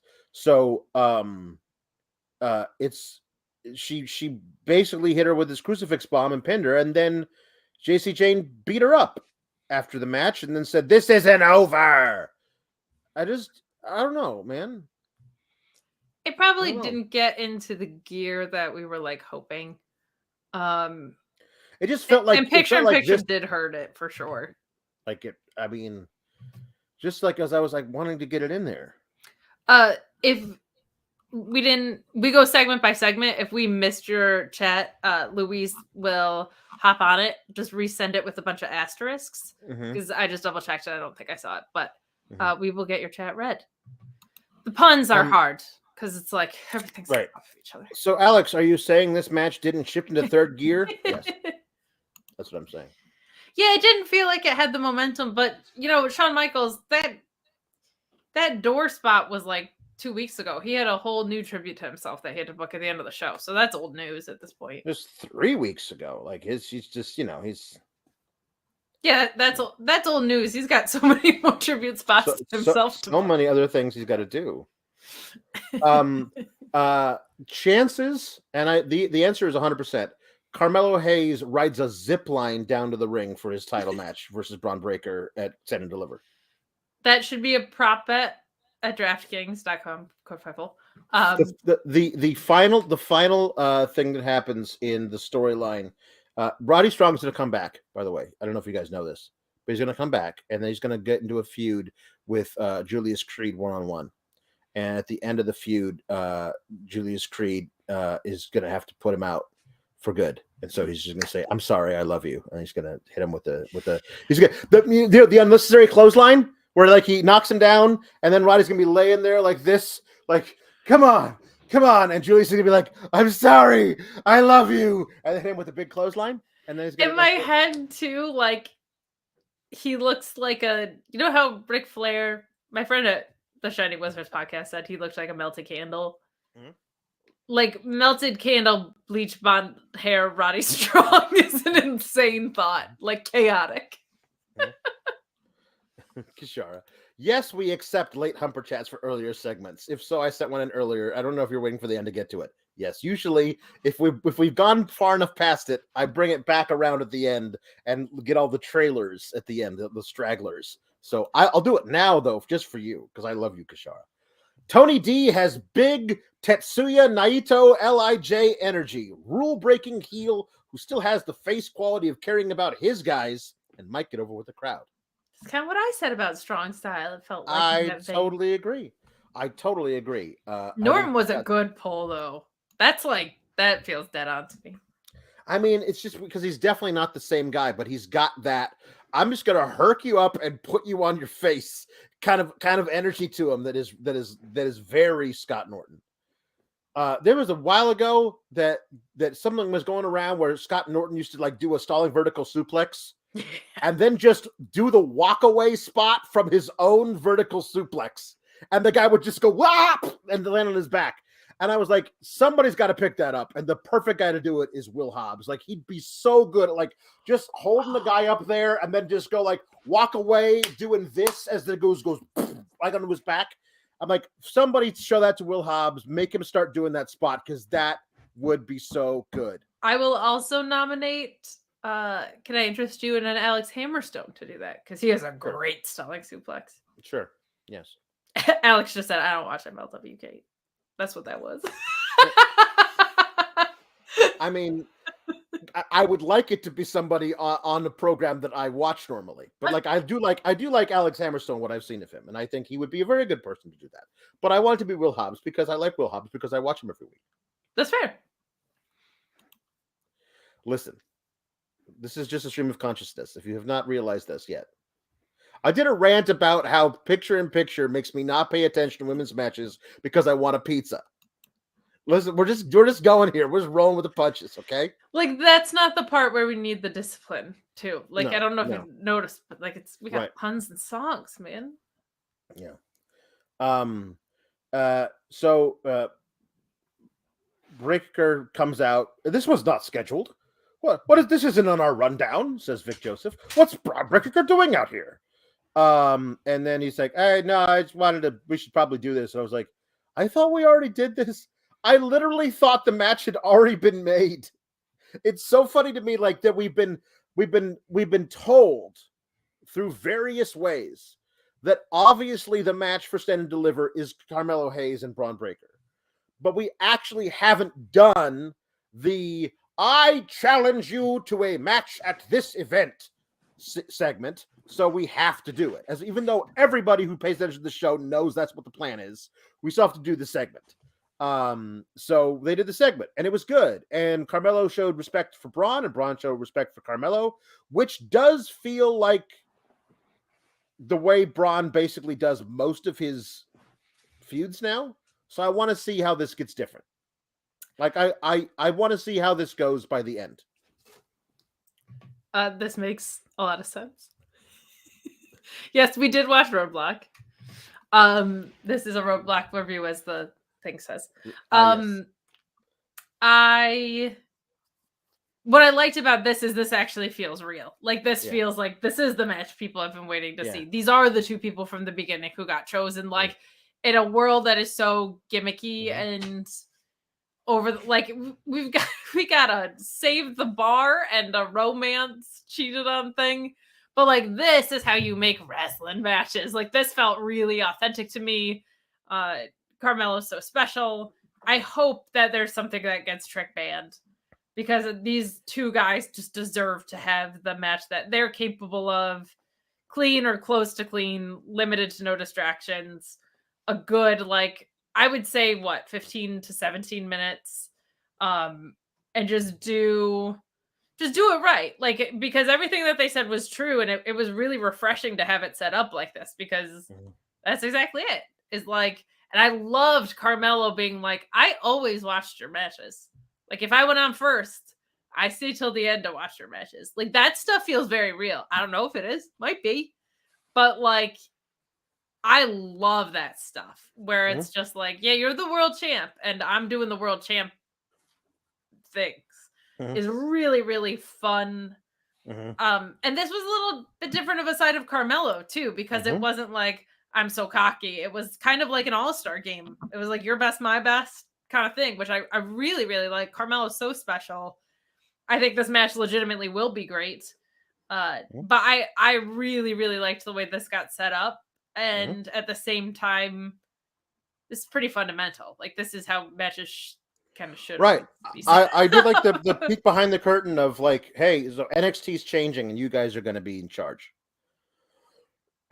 They brought us into a room and they told us together sitting there and we looked at each other like, oh hell, it's starting now. I love like that it's not necessarily breaking kayfabe because you absolutely believe they would have told those guys that anyway. But that moment of going back to a time of innocence where nobody knew who the fuck Bron Breakker was. Like we knew Rick Steiner's kid had been signed. We had no idea. And that guy getting a major spot on the first episode. We already knew who Carmelo Hayes was because he had already won that breakout tournament. So like, you know, you knew who that guy was. He was having matches with Adam Cole. Like we knew who Carmelo Hayes was. It was obvious that dude was the guy going forward. And then they've kept these guys apart for 18 months. And finally they get to have One match? Considering how many feuds last way too long, they're probably just going to have these guys do one pay-per-view match and then Bron's going to get called up, right? Like, that's probably what they're going to do. So, I don't know. Yeah, it's like I don't know. It was refreshing because it felt real, and it also felt like a little bit of a nod to developmental. Of like that's just is what it is. Like these two guys have been the strong horses of the whole thing, and now they're gonna have a face off. And what's kind of cool is they didn't do this when it was like title for title. This is just built on Carmelo Hayes' work, which I kind of like better in a way because it's for the one championship prize kind of. And I don't know, there's something refreshing about being able to point to his legacy in this, and that being like like the testament to his work is strong enough to stand the story they're telling. It's pretty cool. Yeah. I like that. Yeah. Looking forward to that match, and let's see how this build goes. I'm glad they're no longer leaning into the everyone hates you now, Bron. What's up with that? Well, yeah, there was a report those people were plants anyway, right? Yeah, but the comments underneath that story were like, "No, I go every week. We fucking hate that guy." So I mean, I don't know exactly who to believe, but like, yeah, who knows? I'm not sure. Tyler Bate, doing breathing exercise with big strong girl Thea Hale before Joe Gacy has a match with Andre Chase. Joe Gacy, according to Luis, should be baby Brody King, not baby Bray Wyatt. I don't know. All I know is that these are easily my least favorite two acts in the entire company. And putting them together in a feud is a great way for me to go and wash dishes, which I did during this match. So no idea what happened. Couldn't possibly care less. The Duke Hudson breaking away from Chase U, great. Good. He was the only thing that had me at all invested, and now I get to go back to not caring about them at all. So that's nice. I mean, that's kind of the net outcome, is that I think Duke Hudson doesn't want to be associated with a bunch of losers, and they keep losing, which is good. Yeah. I already said I kind of liked the thing beforehand. Like it was short. It worked for me. This is it's tough with the Skism stuff because I really don't want to come on and crap on something every week. And it's one thing when I can say it's not for me. It's not my taste. But when it just feels like there's nothing to really latch on to, that gets tricky. Because it doesn't feel like it just feels like it's not working in a wrestling sense, and it's something that's not my taste. So it's like kind of doubly hard to invest in.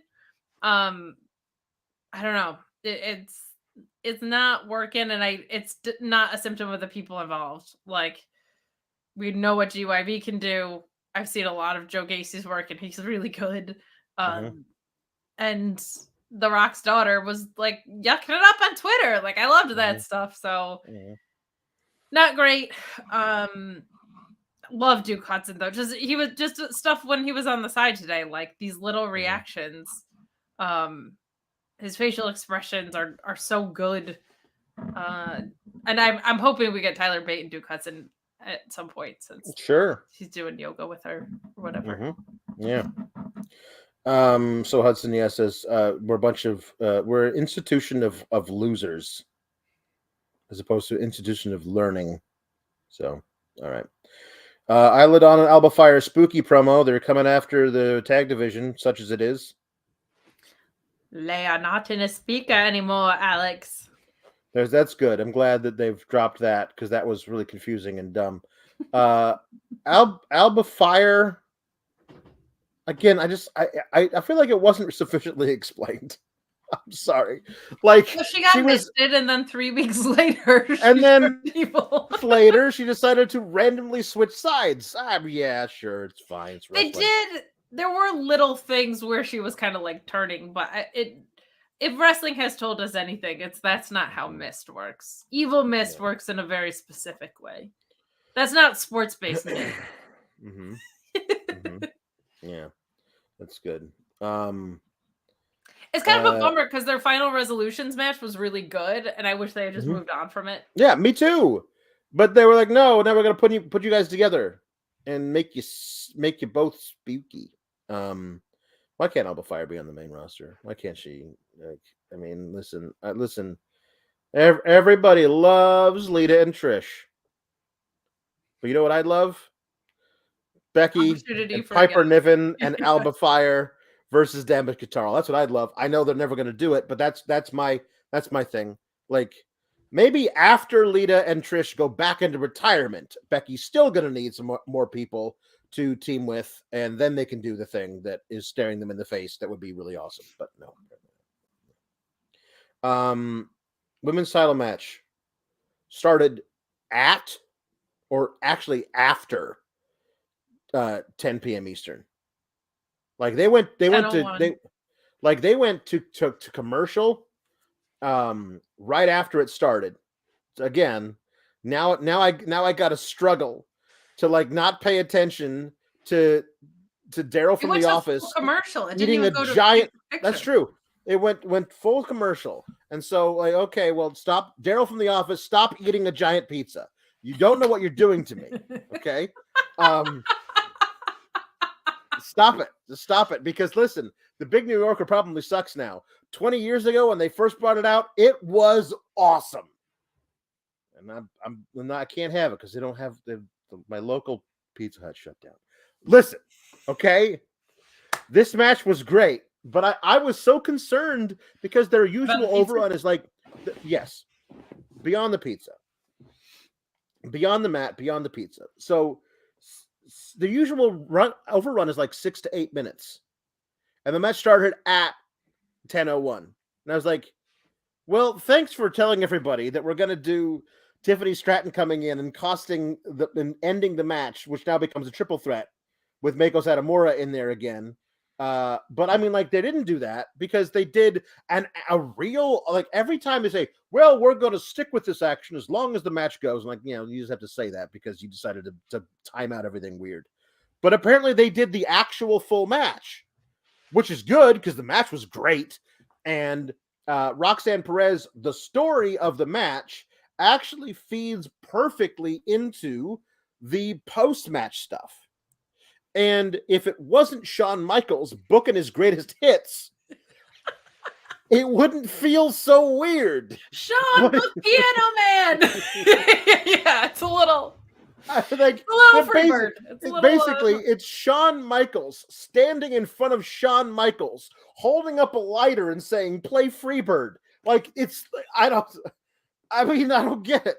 But listen, the match was great because it showed that Roxanne, like, she's nowhere on the level of Meiko Satomura in this match. She's just not. She's not.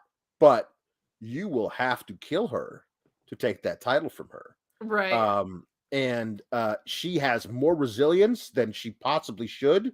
Meiko Satomura a couple times was kind of thrown by that. Like, I don't want to have to kill you to take your title. Well, do it. So and there was a moment where it was like she was hitting her with everything. Like, I don't know what I'm supposed to do after this. And then she tried for her giant axe kick again and got rolled up.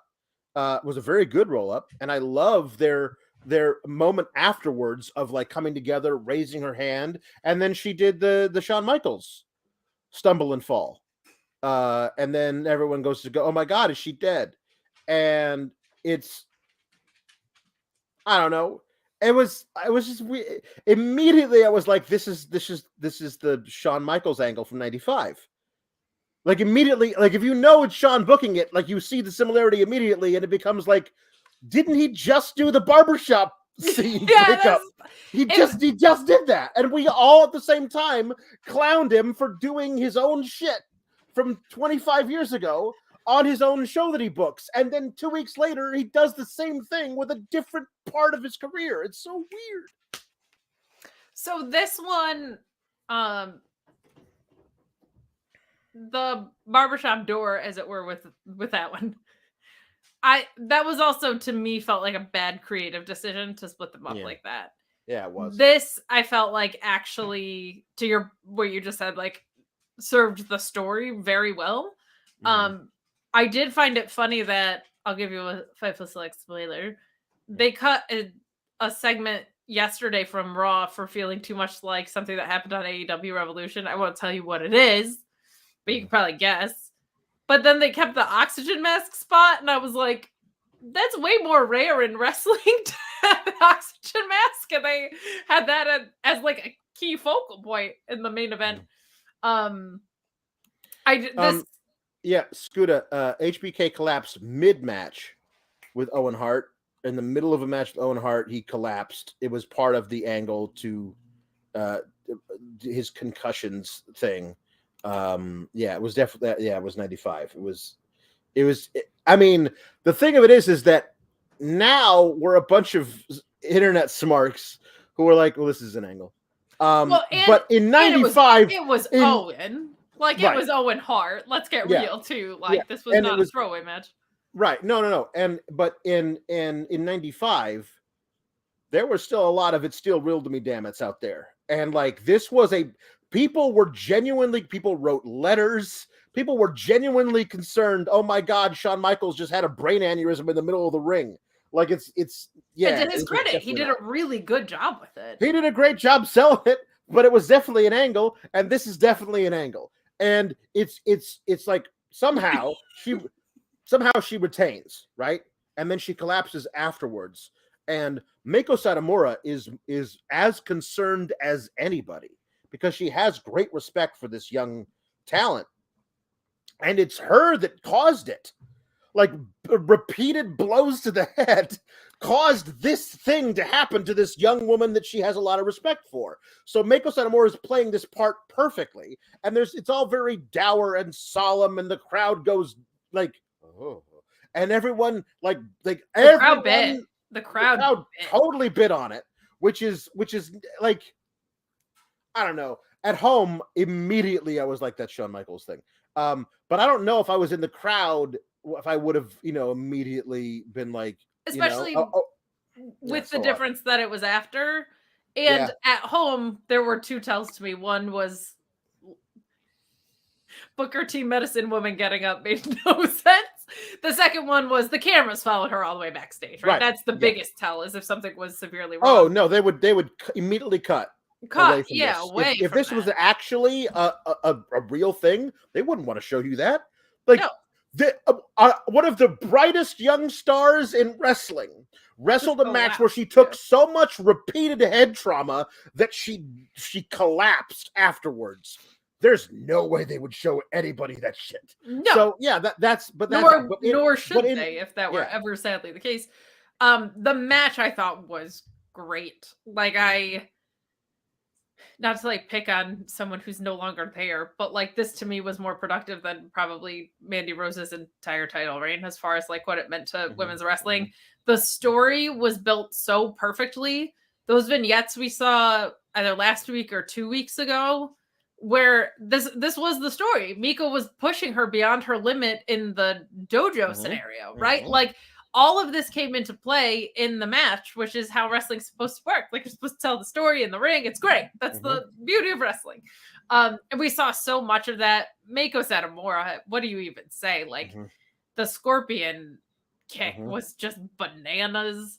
A rare instance where I really liked someone winning with the roll-up for two reasons. Roxanne had a great roll-up. The way she pinned her with her whole body weight on her was great. And this feels like one of those situations where the roll-up is like, this is my only shot to win. Like, I have to capitalize on the second. She didn't beat Meiko. She survived Meiko. Yeah. And that, in that case, the roll-up is perfectly suitable. Really, really, really strong match. And I would have liked the post-match if it wasn't the Shawn Michaels 95 playbook. And I wouldn't have even minded if we didn't, hadn't just gotten the barbershop just a minute ago. But this one I think serves the story a whole lot better. Yeah. It was laid out in the story in these vignettes to kind of get to this point. It makes Roxanne look like I mean, just literally laid everything out there type of competitor, which I think is good for her character. And there was actually like this really, because Roxanne's promos kind of in the backstages aren't necessarily like her greatest strength in my opinion, but her in-ring storytelling is phenomenal. And the post-match before they even had the gimmick ending, which I thought she did very well with too, it felt like a very sincere moment. Like it felt like Meiko Satomura giving her the title. Like her reaction felt like she knew she was like just in the ring with a legend. Like it was really, really cool to see that moment for her, because she like you don't get as good as she is at that age without like working your absolute ass off. And I think it felt very real. It felt like that moment meant so much to her. So I was so glad they got that. And I think she did really well with the post-match. It's just Shawn Michaels 95. But this one is better. It serves the story better. It's a good creative decision. The barbershop window is even more noteworthy. And I feel like splitting up that team was not a good decision, though Gigi's promo last week was fantastic. So we'll see. We'll see. But this was funny. Yeah. Yes. Robert Lyle says, with Denny Hamlin's scare, that ending was poor taste. I wasn't aware of the Denny Hamlin thing. But yeah, no, it always is a danger of being in poor taste, depending on who reacts to it in what way. You know what I mean? Like, what is the angle for? Like, what are we doing with the angle? Somebody's like, what if it's going to be like, if this is like, they want to bring her up to the main roster immediately, but they don't want to have her drop the title. Let's write her off with a terrible head injury, but she'll appear on the main roster. I feel like that's not going to be a thing. There's Hamlin's okay for all intents and purposes. Yeah. So that I think if he wasn't okay from that, maybe that would be a little bit worse. But you also have to play in the world you're in. If it was the same night or something, I would absolutely feel that way. But I feel like the fact that he's okay and this is a couple months later is a little bit, that's fine. HBK put the oxygen mask on Roxy because, of course he did. Tom LaValle says, so Braun's going to lose his title in a submission without tapping out, but someone telling the ref to ring the bell. Is that coming next? No, that's going to be Grayson Waller. Grayson Waller is going to lose in the Gargano escape and not tapping out because Shawn is coming down and tells the ref to ring the bell. Then Bron is going to lose to Carmelo. It'll be fine, but then he's going to come out and he's going to give a promo where he says he lost his smile. And then Wesley and Vic Joseph are going to talk about having a lot of Mackenzie days. It's not going to make any sense, but it will also make sense. Right. Yeah, it will always make sense.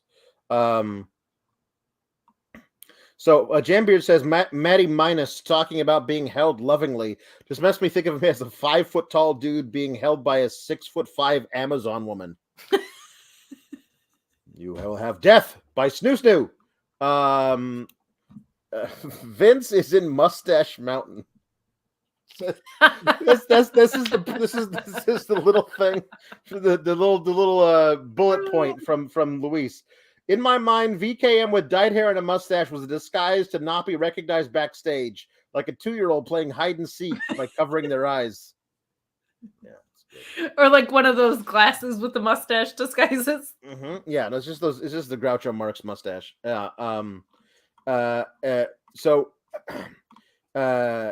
Jambeard says, non-NXT Sour Chat, can't wait to see Hollywood Soho with Big Sexy Tony Storm and the Bad Girl Saraya, and eventually Macho Madness Thunder Rosa, Big Mama Pump Jade Cargill, eventually DD Hater and Shingda. That's Shida. Thank you very much. It will be a lot of fun to have the new NWO, the New Women's Order. All right, we still got some more puns, and then there's a jukebox, and then we got to go. Mr. Showtime says Horsepower House Hobbs. Very good. Johnny Silverado from Matt Gray Sky. Johnny Silver and Reynolds are facing Moxley and Claudio. Hell yeah. That'll be good. T-Electric Mayhem says Rick the Model T Martel. That's very good. This is Rock. Rick the Bottle Bottel. I love that. That's so good. Jambeard says Julie Oldsmobile Cutlass. Meet Norma says Maki E Toyota, mother effers. That was aggressive, but I'll take it. That's what she says. She always says the mother effers. That's true. Insert clever Tegan Knox pun says VW Tegan Knox. Layers that had layers. Layers. Lord Kev says Minoru Suzuki sidekick. And then nice. Then says show me and Kate the picture. I said this on Select last night. It needs to be said in public. Mm-hmm. John Moxley. Mm-hmm. All the things that have made that man bleed. Mm-hmm. Nothing would compare to this man's cheekbones, his jaw. Mm-mm. Glass. Mm-hmm. Glass. Look at this guy. Mm-hmm. Alex, this is just from the shoulders up too. There's a picture of him like shirtless with his he looks like a male model. He does. Look My at him. God. And now he's like, a murder grandpa. Like he looks like Danny Zuko in the Italian version of Greece. Italian? Wow, the Italian version of no, Greece. Japanese. I don't know why I said Italian. Gesture Designs says Tony D on the mind. Toyota Carmellery. I think he's trying to do Toyota Camry, but how about Toyota Corolla, Toyota Carmella, right? Or better than Taya.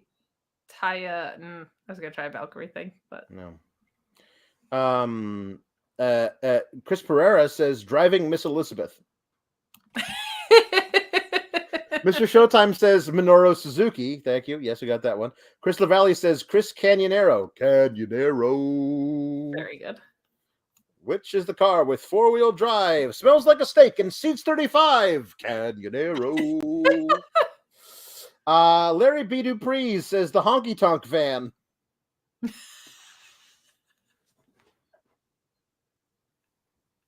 I love the simple ones. T Electric Mayhem says Harley Race. Yes, exactly. Yeah. Excellent. CO says Cody, Dustin, and Dusty Rhodes. Very fair. They're related. Yeah, it's true. They are. I don't know if you've heard that. Meet Norma says it's a new day woo. Yes, it is. She Electric Mayhem says Jacy the Body Shop Ventura Boulevard. I'm so sad Scripps is on Level Up now. It's not right for him. You know what I mean? Like, I don't know. I mean, you know what I mean? Mm-hmm. Yeah. Listen, if you're gonna start putting me in the puns, I'm gonna have to start getting a kickback from all these super chats. Oh I'm just saying. Listen, you're gonna use my name and likeness. I should get paid at least 20%. I gotta talk to WWE about that. We have a whole thing worked out. If you're not getting it from them, yep. You know how they are with their independent contracts. But Scripps, I gotta ask, you've been mostly on Level Up. Did they tell you the wrong directions again? Like, are you filming somewhere else? The wrong logistics, or they told me that bell time was at 4 p.m., which I felt like early to me, but apparently that's because I'm on the Level Ups. Got it. I just feel like sometimes they've been unclear with you. It kind of feels like a conspiracy theory to me. It does. It's true. You know, well, all those things with the, you know, the moon landing and the Mars landing. It's all a giant conspiracy. All of them. Who was that landed on Mars again? It was Buzz Adrenaline in my soul, right? Right. One of them. Yep. Mm-hmm. Mm-hmm. Mm-hmm. It was also I don't know if you know about it, but the Apollo 13 mission. Everyone says it went up to the moon, but then came back. No, it went all the way to Mars, and then it came back. It was the name of the guy who was in charge of that mission. It was Jim Level Up. That's really accurate. I was gonna say that's really good, but of course it is, because why wouldn't it be? How you feeling, Scripps? We're on the roads to WrestleMania. What do you think so far? Well, listen, I don't know. I feel real bad for that Sammy guy. Sure. I think we all do. I think we all do. I feel bad for you because you were supposed to be in the Royal Rumble and that was a 29-man Rumble and they told you to go to the wrong place. Yeah, you think you're gonna be on Stand and Deliver? Are you gonna be on the? I'm gonna win the King of the Ring. Oh, you are. You know what? You have the pageantry for it. You have the boas. I'm gonna win the King of the Ring. They told me that I'm supposed to fly to the Middle East, and so I've bought my ticket for Kentucky, which is right in the middle of the east of this country. So that's where I'm gonna go for the King of the Ring tournament. Just make Paducah, sure. Kentucky, beautiful Paducah. I would just, just because there's been instances in the past, I would just double check all your logistics. I would just recommend it. I'm not trying to tell you how to live your life, but there's been a couple of miscommunications, and I just want to make sure that you get your fair shot at the King of the Ring. Okay, thank you. I appreciate it. I can't think of any other kind of Middle East. Because there's no way they'd actually be running shows in the actual Middle East. That would be crazy. What a terrible idea that would be. So it must be just the middle of the east of this particular country, which is why I'm buying a Paducah. There's not beaches in the traditional sense that they're off the ocean, but there's like man-made beaches, and it's like the sands of time are there. You know what I mean? Basically, I don't know, but back in my day, when you're talking about the east and the west of the country, was the Mississippi that kind of split everything in two. So there's the east half of the country, and the middle of that is Paducah, Kentucky. Got it. So the middle of the east. Like I spent a lot of time thinking about it. I mean, first of all, I thought maybe they mean Saudi Arabia, but of course, there's no way they'd be running a show like King of the Ring in Saudi Arabia. That would be crazy. So they must be doing it in Paducah, Kentucky. It's much more reasonable that they would be doing King of the Ring in Paducah, Kentucky, than doing it in, I don't know, say Riyadh, Saudi Arabia. I mean, can you imagine? Anyway, I gotta go. So I'll talk to you next week. Check those travel arrangement scripts. We love it when you stop by. What happened? Oh, Alex, bad news. What's that? So Scripps was just here. Uh-huh. He thinks Middle East. He's thinking like Middle Eastern United States. He thinks it's Paducah, Kentucky. What? I know. I did that off screen, didn't I? I didn't want to spit on my. I tried to warn him, like, to check his travel arrangements, but you know how he is. Mm-hmm. He also told us about the Mars landing. Mm-hmm. So that was neat. You missed a good one. I missed a good one. It's too bad. All right, let's. Matt Gray Sky says Mercedes-Benz Monet, Briscoe Automobile Boys. We would also accept Briscoe Pep Boys. They do everything Pep for Boys. less. Dem Pep Boys. All right, Jukebox. Yeehaw.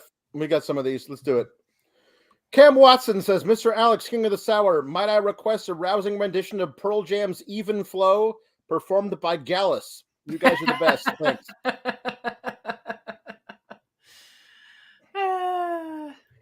Freezing. Race his hail upon a bit of concrete again. Oh, fire. Merely instead of a little better set of days. Oh, yeah. Oh, again, hand up faces that he sees. I'm getting a fan for alien. Oh, yeah. Face of dark green. He can't help what he'll say. Oh, yeah. Even flow. That's right. Like butterflies. Oh, he don't know, so he chases them away. Oh, someday he'll begin his life again. Life again.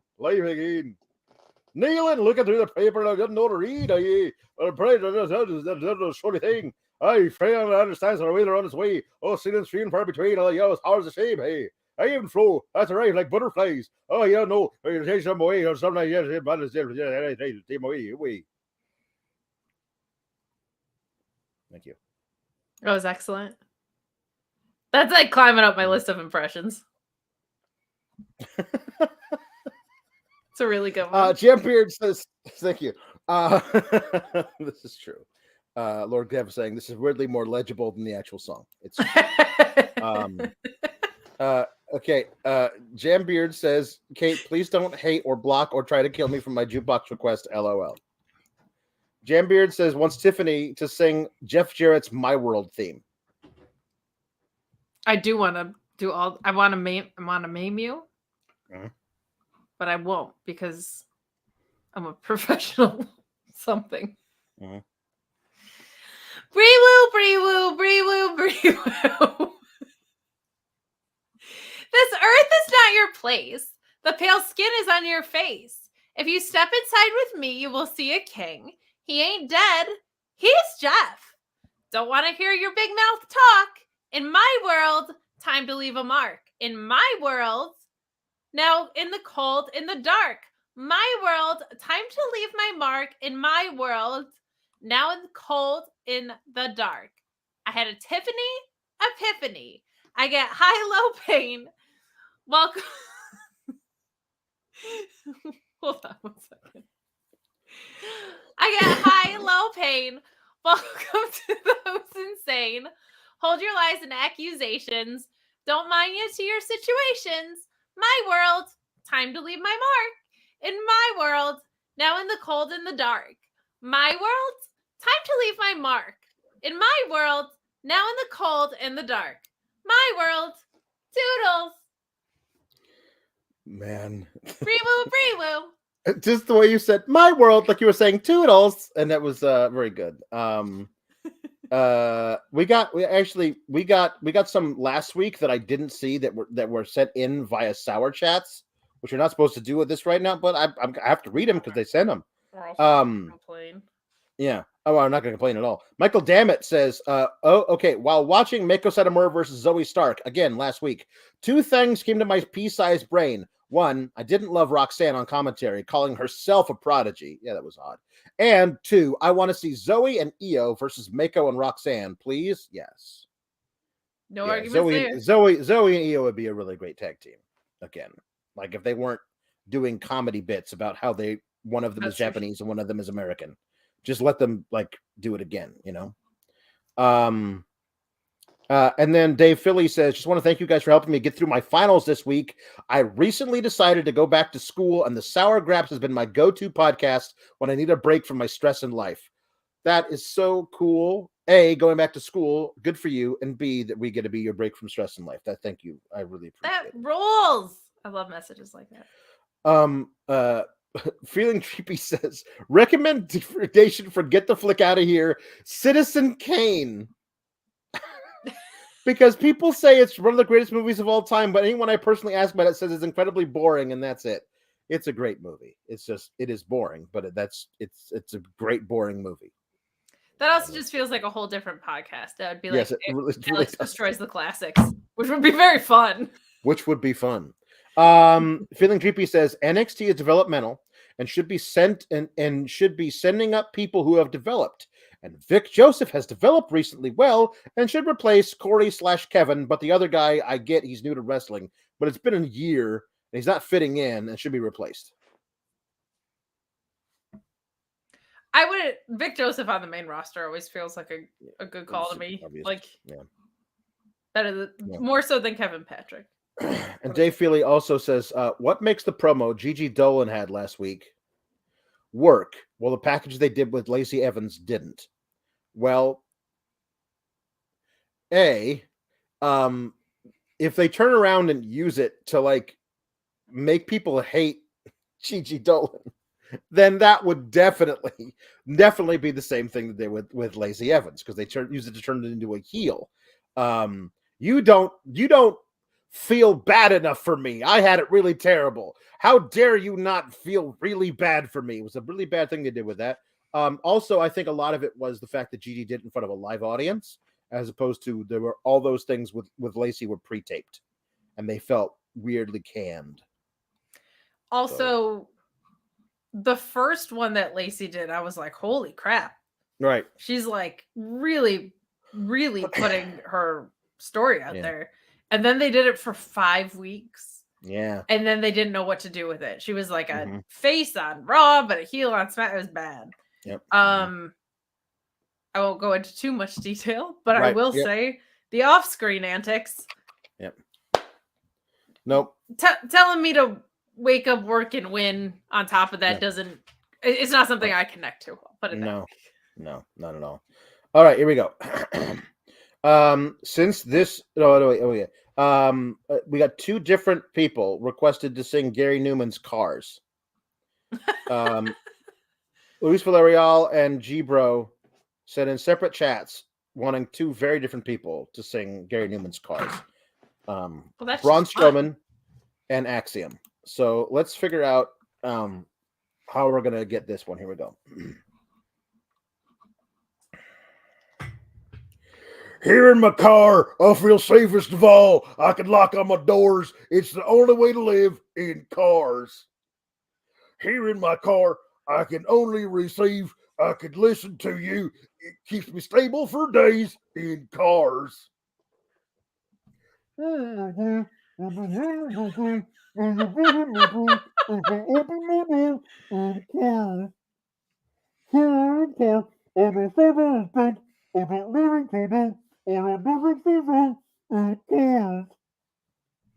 It's amazing because it's such a recognizable parody or melody, rather.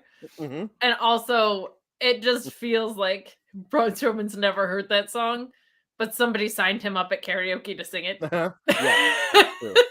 That's very true. Nobody requested the Cars. No, that's true. Then we did. Girl.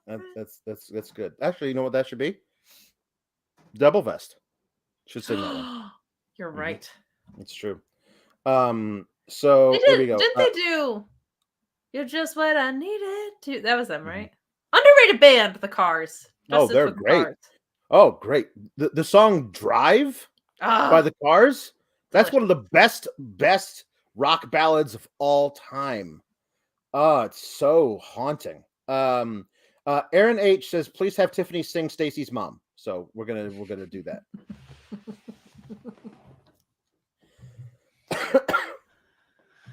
Normally, she's such a daddy's girl. Stacy, can I come over after school? We could hang around by the pool.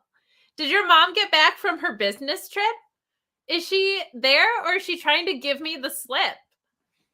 You know, I'm not the little girl that I used to be. I'm all grown up now. Baby, can't you see? Stacy's mom has got it going on. She's all I want, and I've waited for so long. Stacy, can't you see? You're just not the girl for me. I know it might be wrong, but I'm in love with Stacy's mom. Toodles. Mm-hmm. That's good.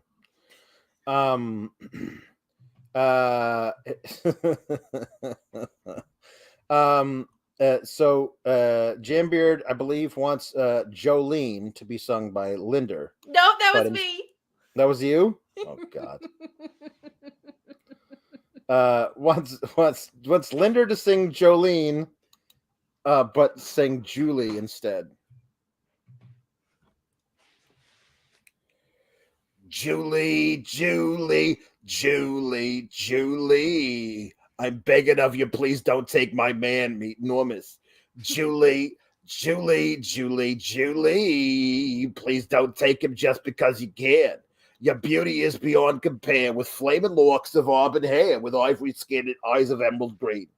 Your smile is like a breath of spring. Your voice is soft like summer rain, and I cannot compete with you, Jolie. He talks about you in his sleep, and I there's nothing I can do to keep from crying when he calls your name, Julie. And I can easily understand how you could easily take my man, but you don't know what he means to me, Julie. Julie, Julie, Julie, Julie. Yeah, I'm begging of you, please don't take my man. Mostly Julie over and over again, and please don't take him just because you can.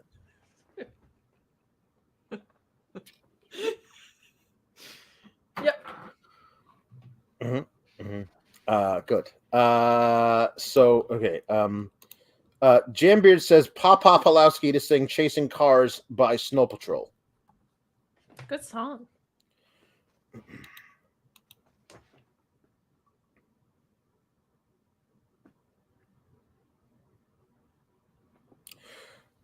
We're doing all everything on our own. We don't need anything or anyone. If I lay here, if I just lay here, would you lie with me?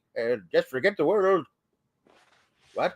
If I don't quite know how to say how I feel. Those three words just said too much. They're not enough. If I lay here, If I just lay here, would you lie with me? Just forget the world, forget what we're told before we get too old. I'm too old. Show me a garden that's bursting into life. Let's waste time chasing cars around their heads. I need you, Grace. Remind me to find my own. If I just lay here, would you lie with me? Just forget the world. What?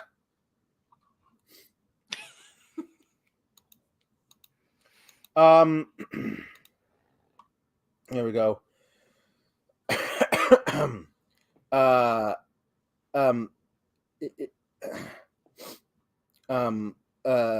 Yes. Tom LaValle says for yesterday, Nathan Frazier singing Jimmy Olsen's Blues.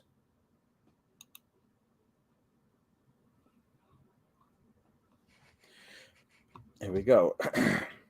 Well, I don't think I can handle this. A cloudy day in Metropolis. I think I'll talk to my analyst. I got so bad for this little journalist. He drove me up the wall and through the roof.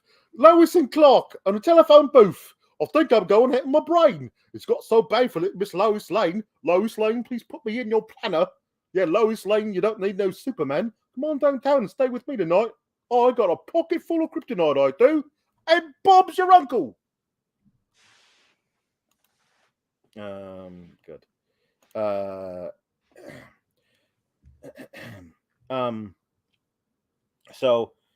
Yes, I've done those two. Now, Tiffany, here we go.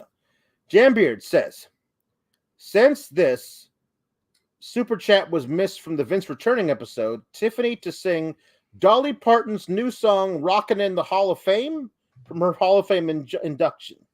And as that you did, no, I was Jambeard, we got to that. You guys did sing the Julie Jolene song that night, whatever. That was my request.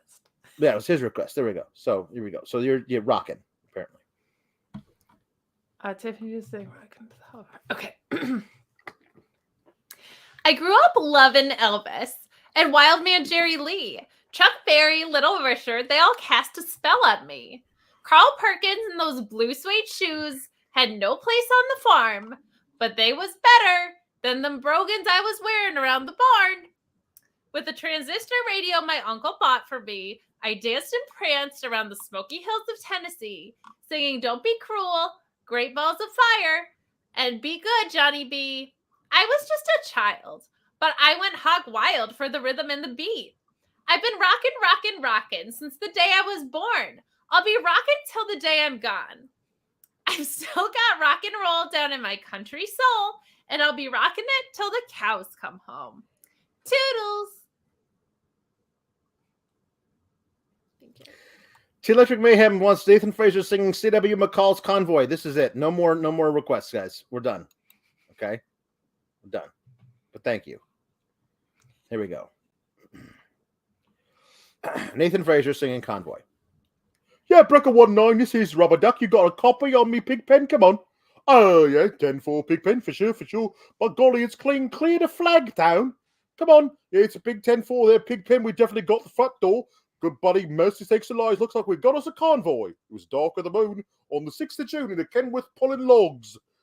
Cab over Pete with a reefer on and a Jimmy Holland hogs. We was heading for Bear on I-10 about a mile out Shaky Town. I says, Pigpen, this here's the Rubber Duck, and I'm about to put the Havertown. Because we got a little old convoy rocking through the night. Yeah, we got a little old convoy, ain't she a beautiful sight? Come on and join our convoy. Ain't nothing going to get in our way. We're going to roll this trucking convoy across the USA. We are. Convoy, and Bob's your uncle. There it is. And finally. Gallus to sing Life is a Highway by Tom Cochran.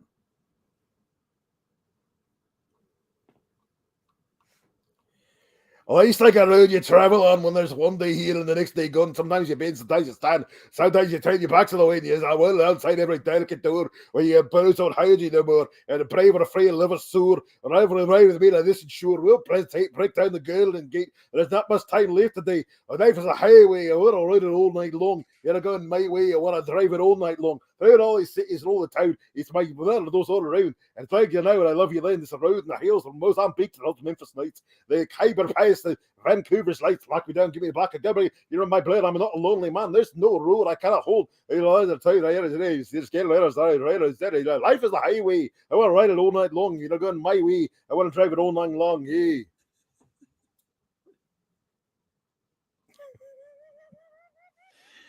Damn it, yeah. I am understanding all of this. Yeah. Mm-hmm. Can be said about Mm-hmm. 78% of the show, really. Mm-hmm. Right. That's honestly true. Thank you all for being so great. And yeah. Hey, we should actually do plugs because we got. Oh yeah, we do have actual plugs to make. Plugs. You plug. I need my Excalibur lung capacity for this one, but tomorrow at the Mark Order Podcast and on Thursday, I'm doing the ROH review by popular demand. Thank you guys so much for showing out the way you did. We're going to be doing an ROH into Impact on the same stream show. So you're going to get your ROH episode, me and Reg talking for an hour to an hour and 10. And then we're handing it off in the same instance to the wonderful Crest of the Star and the extremely mediocre Joel Pearl. Love busting his chops. A really great post show after ours, but we're gonna try it out, see how that format goes. Fridays AEW Rampage and SmackDown post show, and then for the first day off that I will have had since the previous Sunday, I ain't doing S word on Saturday, but I will be returning to Excite Commentary on April 8th, and I'm gonna be hand selecting the champion's opponent because he's a little punk ass from Syracuse and he's not coming to my hometown and talking all that S. So keep an eye out for that. Tomorrow night I'll be on the AEW post show with Shawn. And then what about Friday? And then Friday, at noon Eastern, we'll be reviewing the ridiculous movie Nothing But Trouble, the impossible to believe it exists movie Nothing But Trouble, especially since that movie stars Chevy Chase, Dan Aykroyd, and John Candy. More, it is impossible such a movie should exist, and yet it does, and it will be a lot of fun for us to review it at noon Eastern on the Know Your News channel on our show. Get the flick out of here. So that'll be a lot of fun. Also that night, Rampage watch along at 10 p.m. Eastern on Fightful Select, while I also review SmackDown. So that. And if you want to send in chats about that movie or any other movie, you can send in chats at kynchats.com. But we'll be doing it live at noon Eastern, like you said. So I'm excited. Yeah. All right. Thank you, everybody. We'll yeah. So yeah, hang out with us whenever we're around, which is more often than we probably should be. In honor of Tony D getting the victory tonight, keep cool, Gabagools. Toodles.